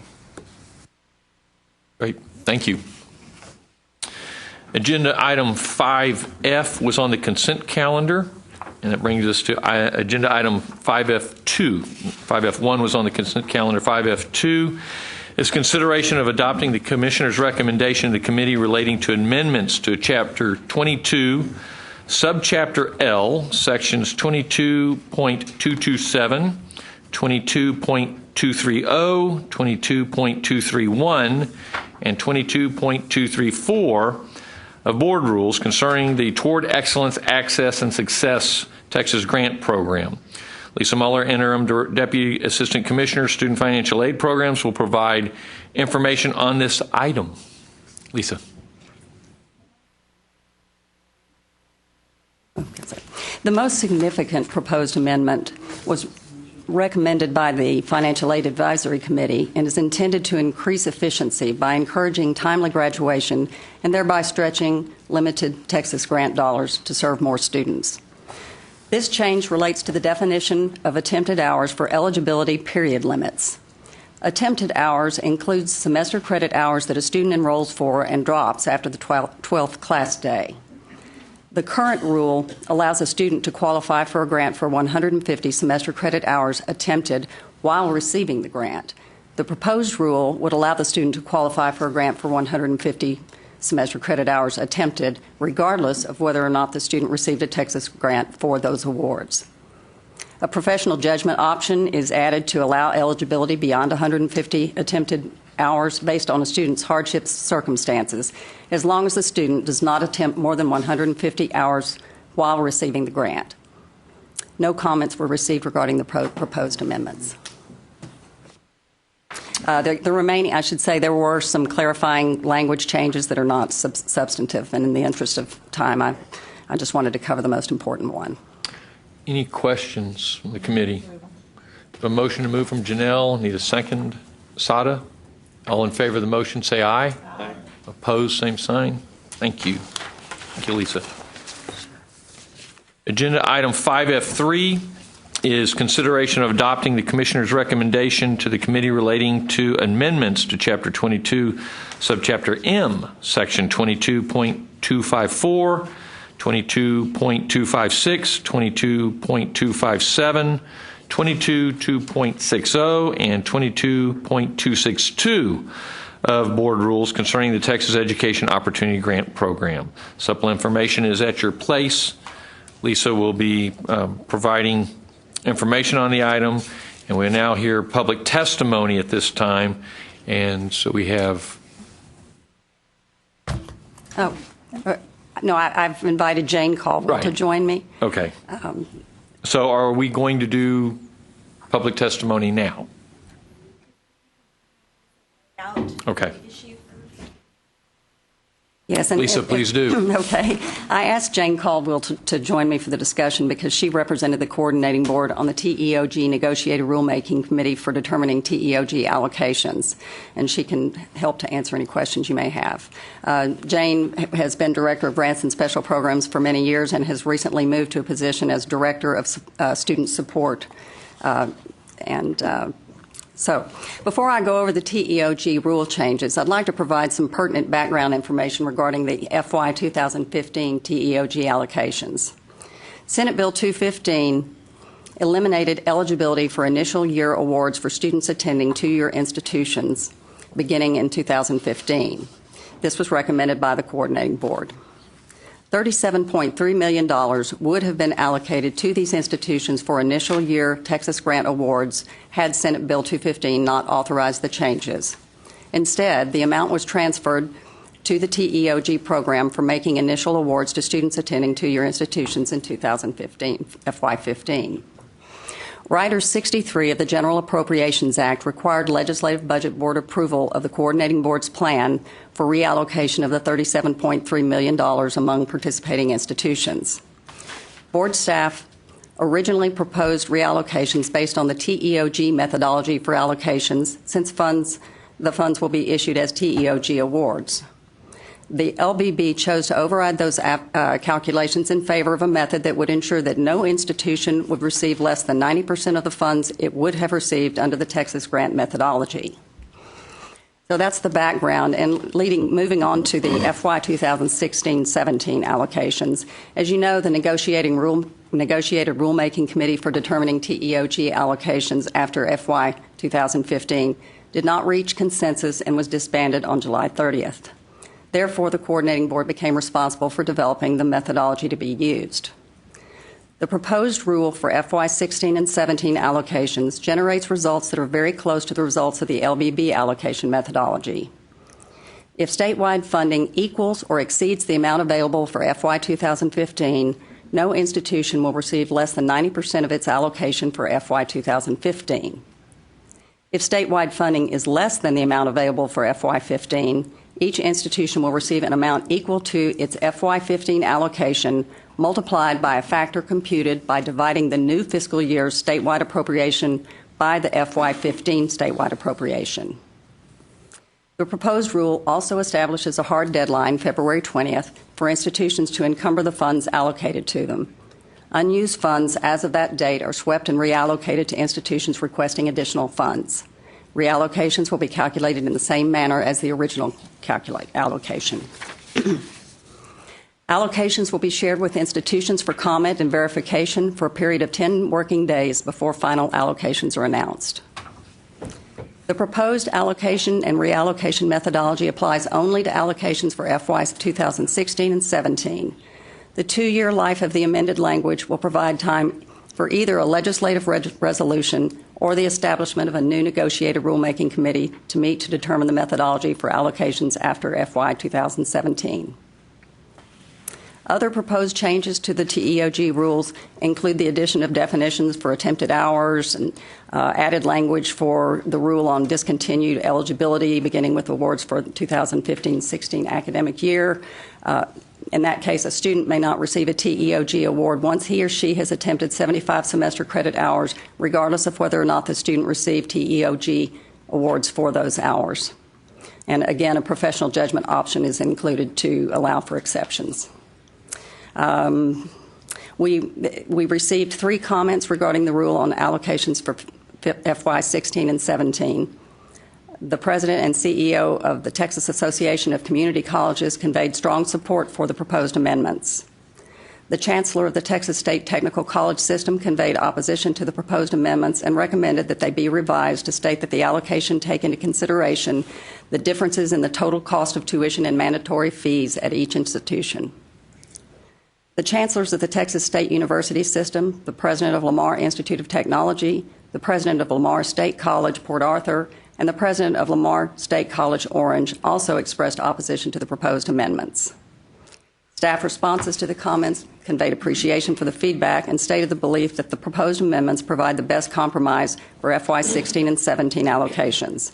They generate results that are close to the LBB's allocation methodology for FY15, and their limited timeline provides the opportunity to reassess the issue for allocations for FY18 and later. And that concludes my summary. Okay, so now we'll have public testimony. We've got Daniel Harper, Deputy Vice Chancellor for Finance from Texas State University, and Federico Pena, Director of Financial Aid, Texas State Technical College, are both here. And so, gentlemen, thank you for being here. And if you'll keep your testimony to 3 minutes each, we would greatly appreciate it. And I'll let you choose. Daniel, are you ready? I'll start off. Thank you. So my name is Daniel Harper. I'm with the Texas State University system on behalf of the 3 Lamar State colleges. Our opposition was laid out, I think, well by Ms. Moeller. Essentially, the recommendation does have a detrimental impact to the state colleges. The recommendation has approximately a 59% decrease in formula, the funding that's delivered by the formula. It does have the 90% hold harmless to get us through the 2 years. We don't believe that it really does comply with the original intent that the coordinating board laid out in their legislative recommendation. Also, we don't believe it complies with or corresponds with the legislative intent of the recommendation. So in short, that's our position.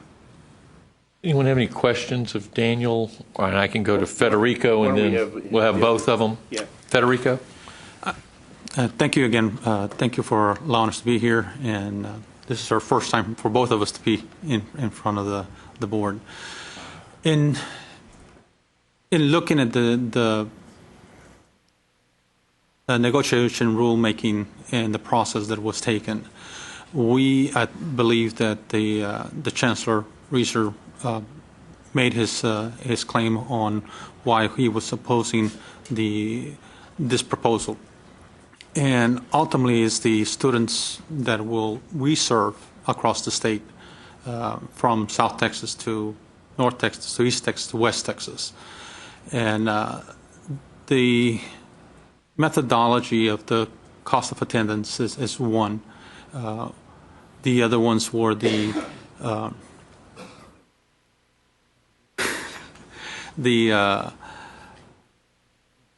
tuition and fees. And because we're a technical school, obviously our fees and tuitions are a little higher than the regular community colleges. So we felt that our voice was not heard.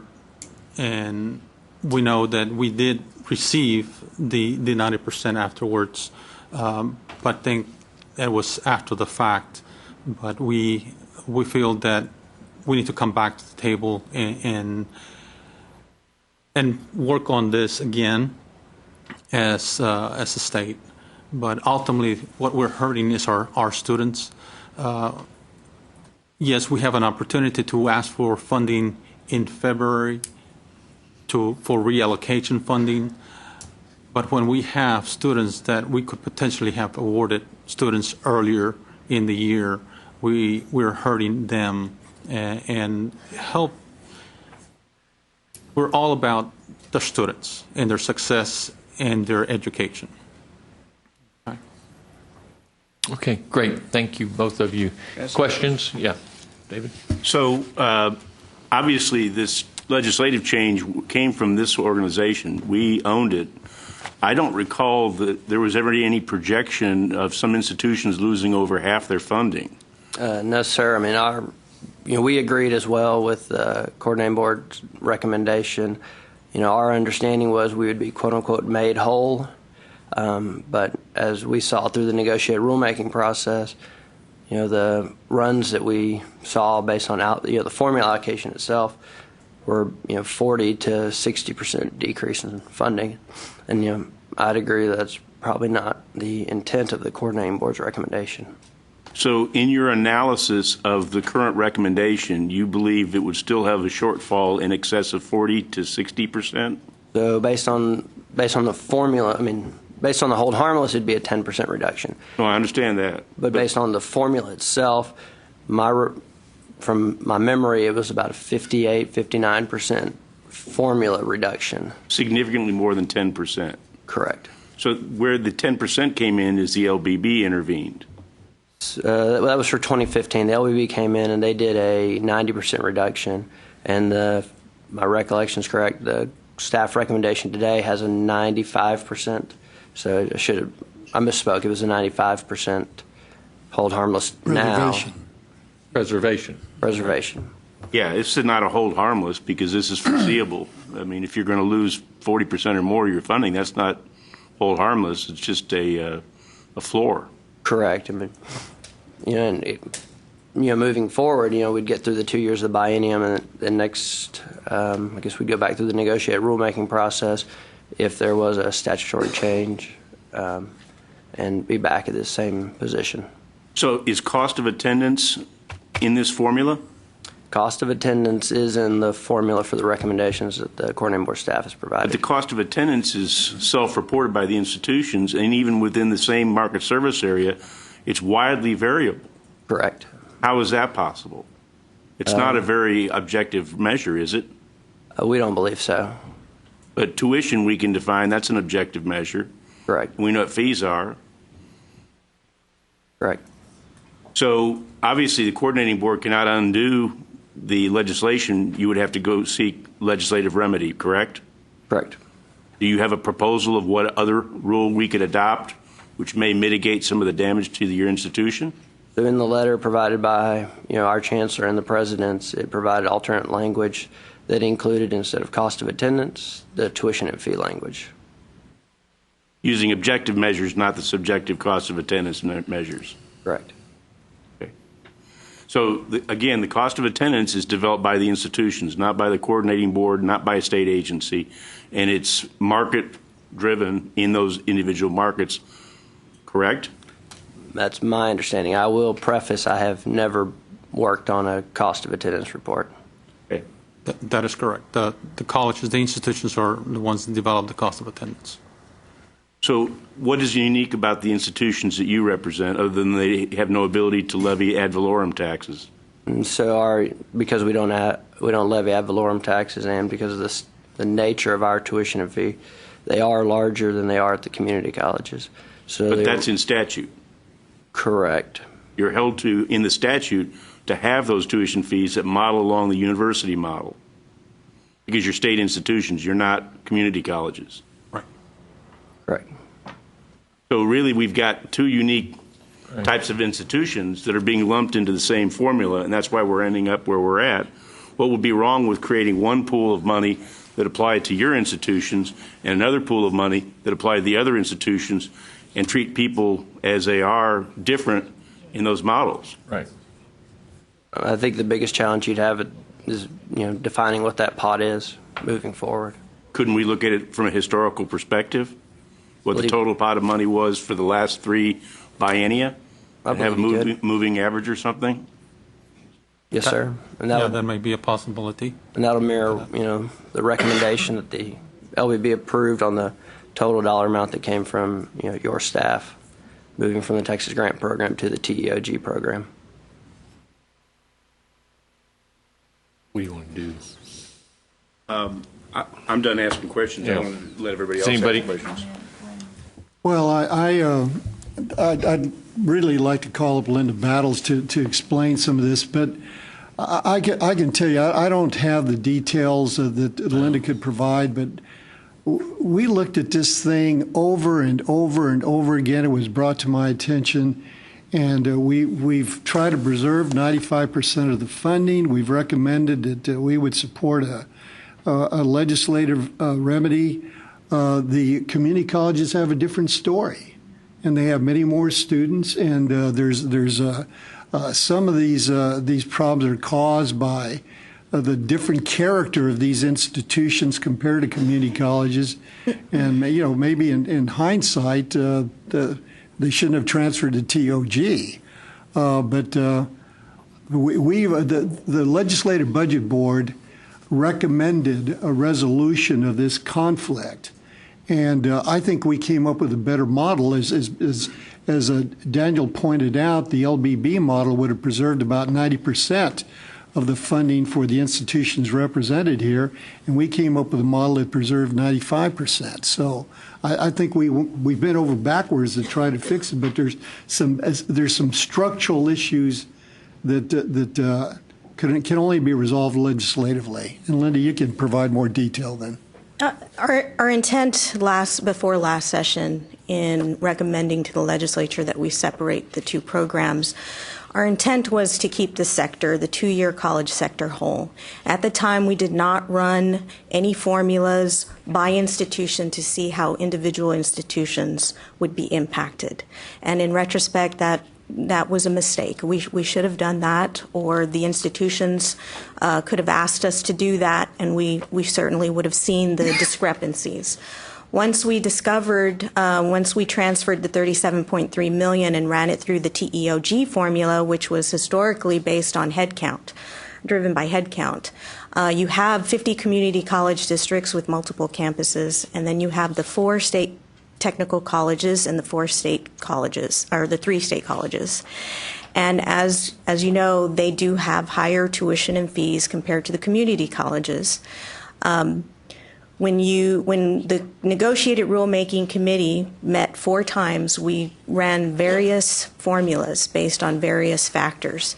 The first, when we ran it through being sensitive to tuition and fees, a lot of the dollars shifted to the side of the technical and state colleges, and then the community colleges felt like they lost money. So they didn't agree to that approach. So then at our last meeting, somebody came up with the idea of looking at cost of attendance. So we pulled up all of the cost of attendance, which the institutions do report to us, and there seemed to be much more equalization across the board between the institutions. And from the coordinating board staff point of view, we said that seemed more of a equitable approach, since they sort of are pretty much aligned across the board. If you look at just the tuition and fees, then that's where you get a lot of skewed amounts. And so they did take a vote. The committee took a vote on whether to look at cost of attendance. 12 individuals voted for it, and 3 voted against. So they did not reach a consensus and then decided to disband. So that was when our staff came together and said, well, let's look at cost of attendance and see how we can add a hold harmless, so that we can do essentially a Band-Aid approach for the next 2 years, call a new negotiated rulemaking committee to develop a methodology for FY18. I don't know that we'll be able to come up with a consensus, a methodology that everybody will agree to, which is why we wanted to recommend a legislative remedy and work with the technical colleges and the state colleges on that. And so we're willing and ready and able to do that. But for now, we need these rules in place for the allocation for FY16 by February. Otherwise, nobody's going to get anybody. Mm-hmm.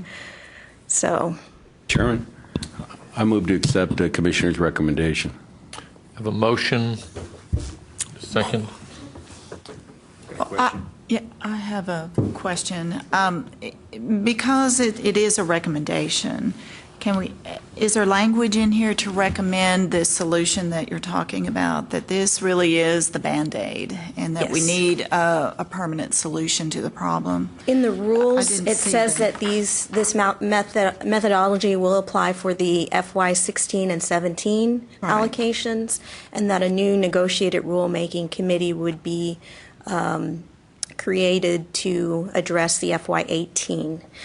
But in the meantime, if the institutions choose to seek a legislative remedy, that's not in the rules, but essentially the way that they're written, they expire after 17. Has there been any legislation preliminarily filed? No. No, sir. Do you intend to work on that for the upcoming yes, sir. session? I mean, our first step was to see what the ultimate outcome of the rules were before we moved forward. Linda, what are the actual dollar amounts involved here? Call Lisa up with that. Jane? Because instead of percentages, I think the board would like to know what the actual Right. dollar amounts are in terms of shifting them from one place to another. The original suggestion by the negotiated rulemaking committee, which was just on enrollment, would have moved 1.8 million from the what the LBB calculations had for 2015. The cost of attendance approach is slightly more than that. If we then factor in first-time enrolling students, which is really what you have to be an entering undergraduate in order to qualify for a TEOG. If we add that adjustment, then the cost of attendance impact is 1.7 million being shifted. So it's a little bit better than the original enrollment based. I second the motion and suggest that we formally support them in their legislative efforts. Let's have a motion and a second discussion. David? So I don't understand those numbers. I heard 37.3 million was transferred from Texas grants to TEOG with the legislation. Yes, sir. The numbers I was quoting was the difference in the amount of money going to the technical colleges of that 37 of total TEOG funds using the LBB model versus the proposed model in our rule. Right. So if they're successful at gaining legislation to revert them back to the previous TEOG and Texas grant, in other words, undo the 7 colleges that are affected, the 7 state colleges, would it remove 37.3 million? No, sir. The No, 37, excuse me. It's a 1.7 million that's shifted within that 37 million. That's what we're I talking thought that about. was the additional 5% of the hold less harmed. The total amount being shifted from Texas grant to TEOG was the 37.3 million, which included the money for the community colleges and the technical colleges. Correct. Of that amount, the difference in the distribution among the types of institutions using the LBB approach, which had the 90% hold harmless, and the cost of attendance approach, that's where the difference in the results for those institutions goes to 1.7 million. Okay, and I'm trying to roll back to a base number of, in the previous biennium, what did those 7 colleges, those 7 state colleges receive in Texas grant and in TEOG funds? What was the total combined amount? So that if they are successful and then they're removed from that pool, I'm assuming they go back to that base amount, what would that amount be? I'm sorry, I don't have those numbers here. Of the LBB numbers, it was approximately 3.7 million that was in the 37.3 million that was allotted to the technical colleges. And how much to the state colleges? The state colleges of that received 1.36 million, the TSTC 2.35 million. So the 3.7 is a combined amount? Yes, sir. Okay, so the 3.7 is the amount of Texas grants that were moved over, that were previously attributable to them. How much were they receiving in TEOG funds?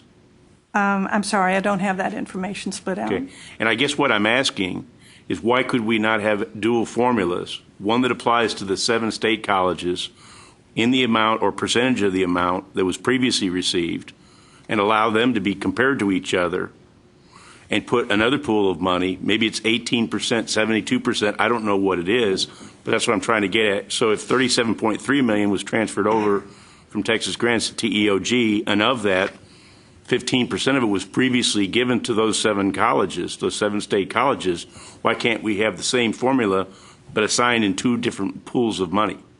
Is that not a possibility? Oh, certainly, yes. It could. Those calculations could easily be done. It would have And does the legislation allow for that?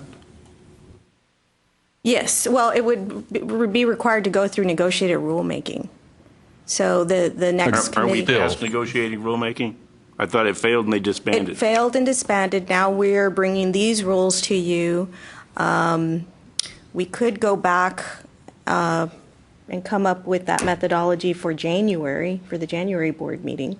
Correct. And that's what I'm asking, are we permitted to do that? For the January board meeting? Yes. If we're permitted to do that, Well, then I think we ought to look at that. Actually, and Bill might need to come up and help me because that would be a substantive change to the posting in the Texas Register. And that would set us behind to have a formula in place by the spring for FY16 allocations. So I think we're a little behind in terms of timing. Correct. You're correct.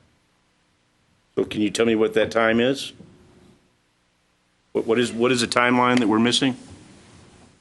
In order for the rules to go before the board in January, they would have needed to have been posted this past Monday at the latest in order to allow for the 30-day posting period for notice and comment, so that any comments on those proposed rules as revised could be received and shared with the board at the January meeting.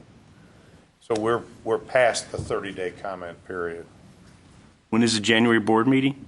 22nd, I believe. And this is a strange phenomenon, but in order to post with the Secretary of State, you propose to post about a week and a half to 2 weeks in advance of when it actually is posted. Okay, so Not it's just done electronically. We can't submit them to the Texas Register as maintained by the Secretary of State today and see them posted tonight. correct. So we've already taken care of that responsibility. We've posted the commissioner's recommendation. We did for the set of rules that you're considering today. Correct. If we have, as Linda described it, a substantive change, which this would be, that would need a reposting of 30 days for comment, just like this first set of rules. Well, I guess it would depend on your definition of substantive. Right. Because I think the committee is well in its right to recommend an alternative methodology. But is it substantive? In the event, you'd have two different revenue streams, as I understood the way you described it? Two pools of money. Okay. You have the state colleges and the community colleges. And two different formulas. Same formula.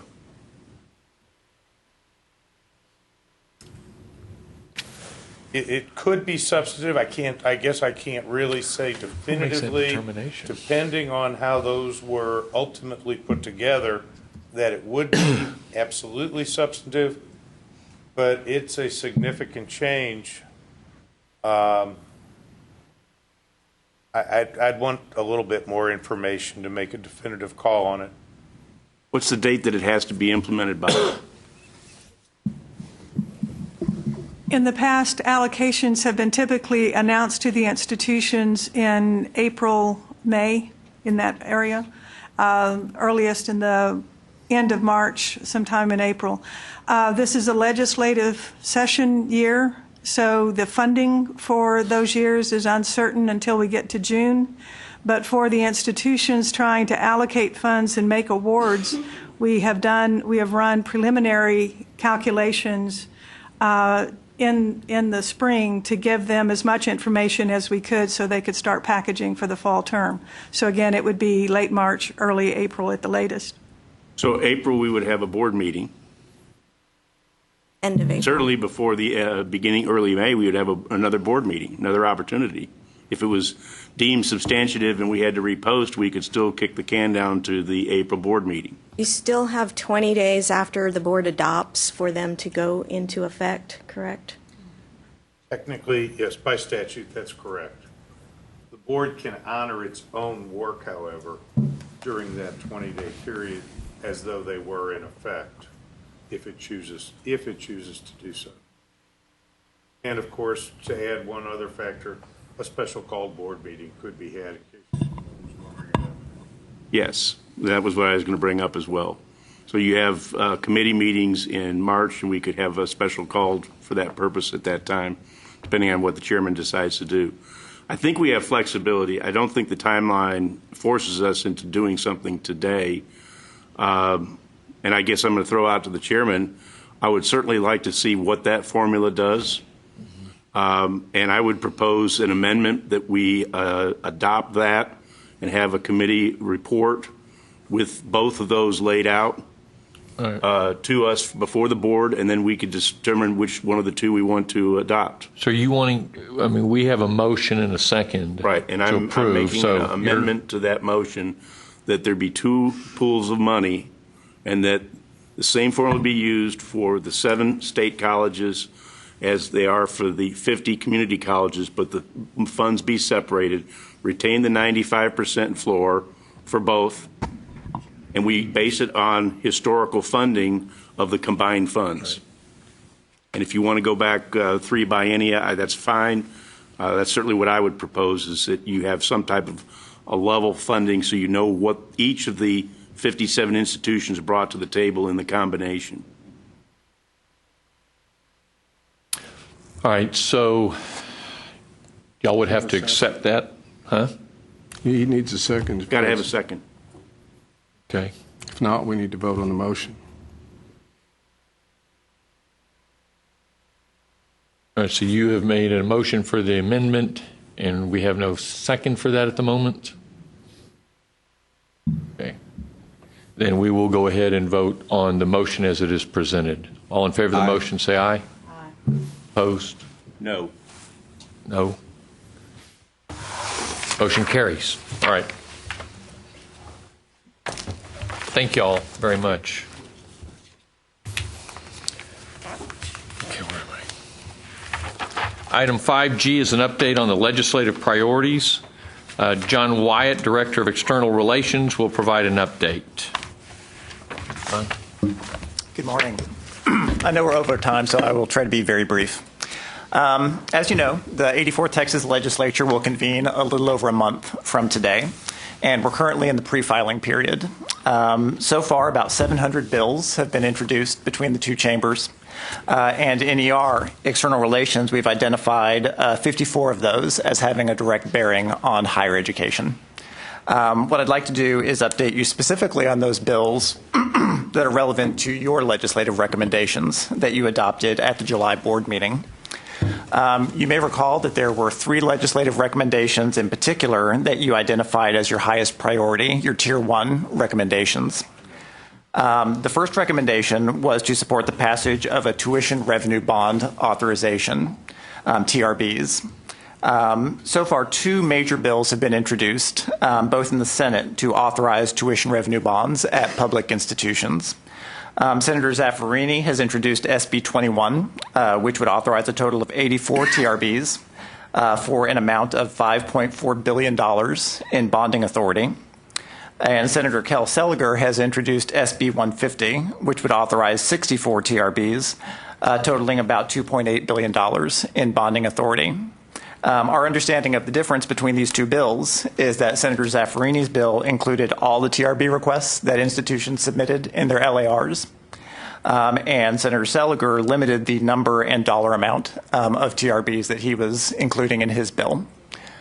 So both of these bills have been introduced and will move forward in the process. Can you give us those bill numbers again, please? Certainly. Senator Zaffarini's bill is SB 21. And Senator Seliger's bill is SB 150. 115? 150. Thank you. In addition to those, there have also been some TRB bills introduced specific to institutions. There was a bill to authorize 1 TRB at UTEP, 2 TRBs at Texas Health Science Center.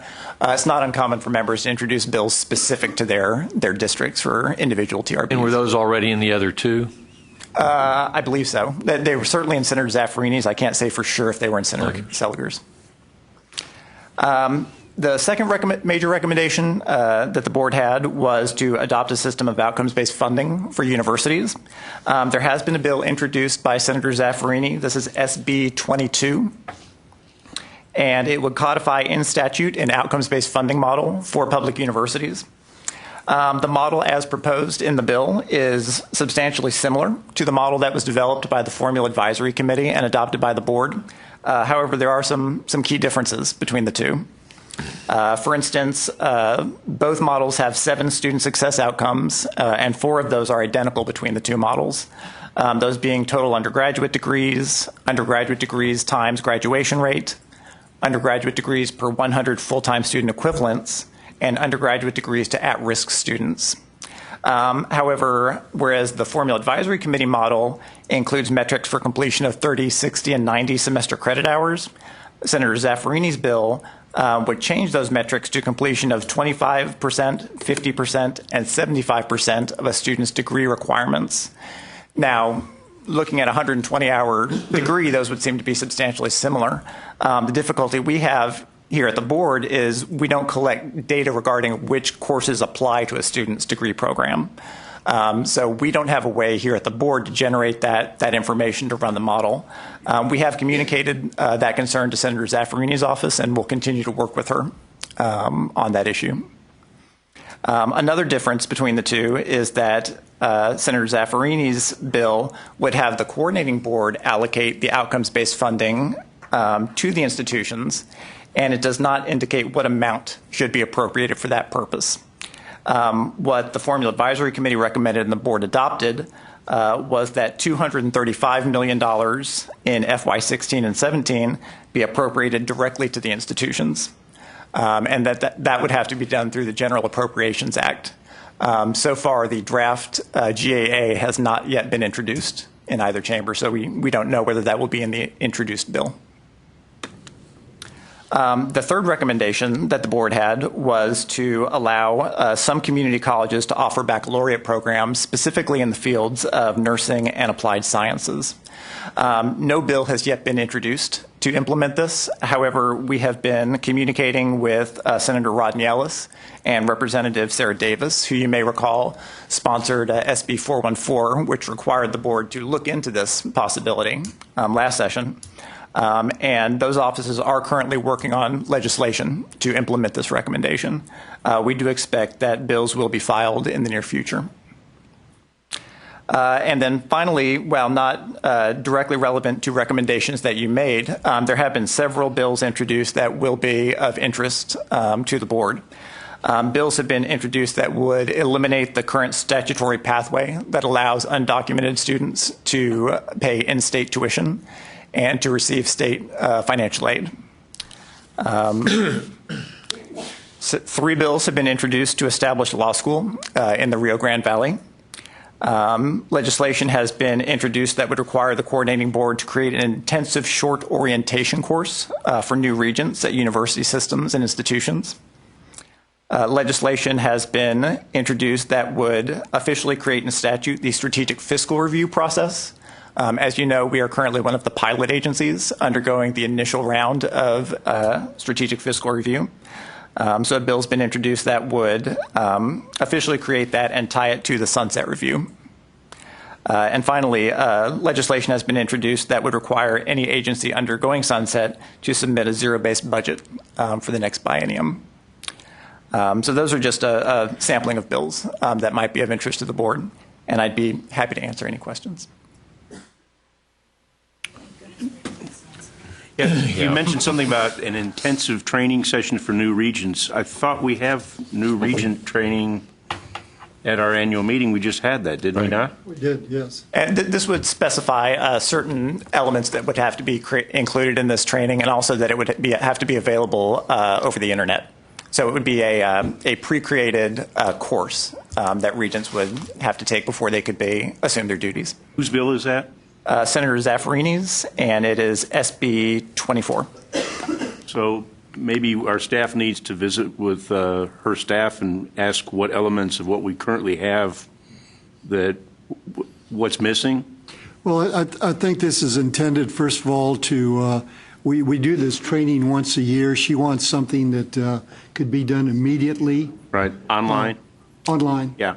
And that it's not substantially different from what we already do. It simply just happens much more quickly. Yeah. Is there anything that prevents us from going ahead and doing that now?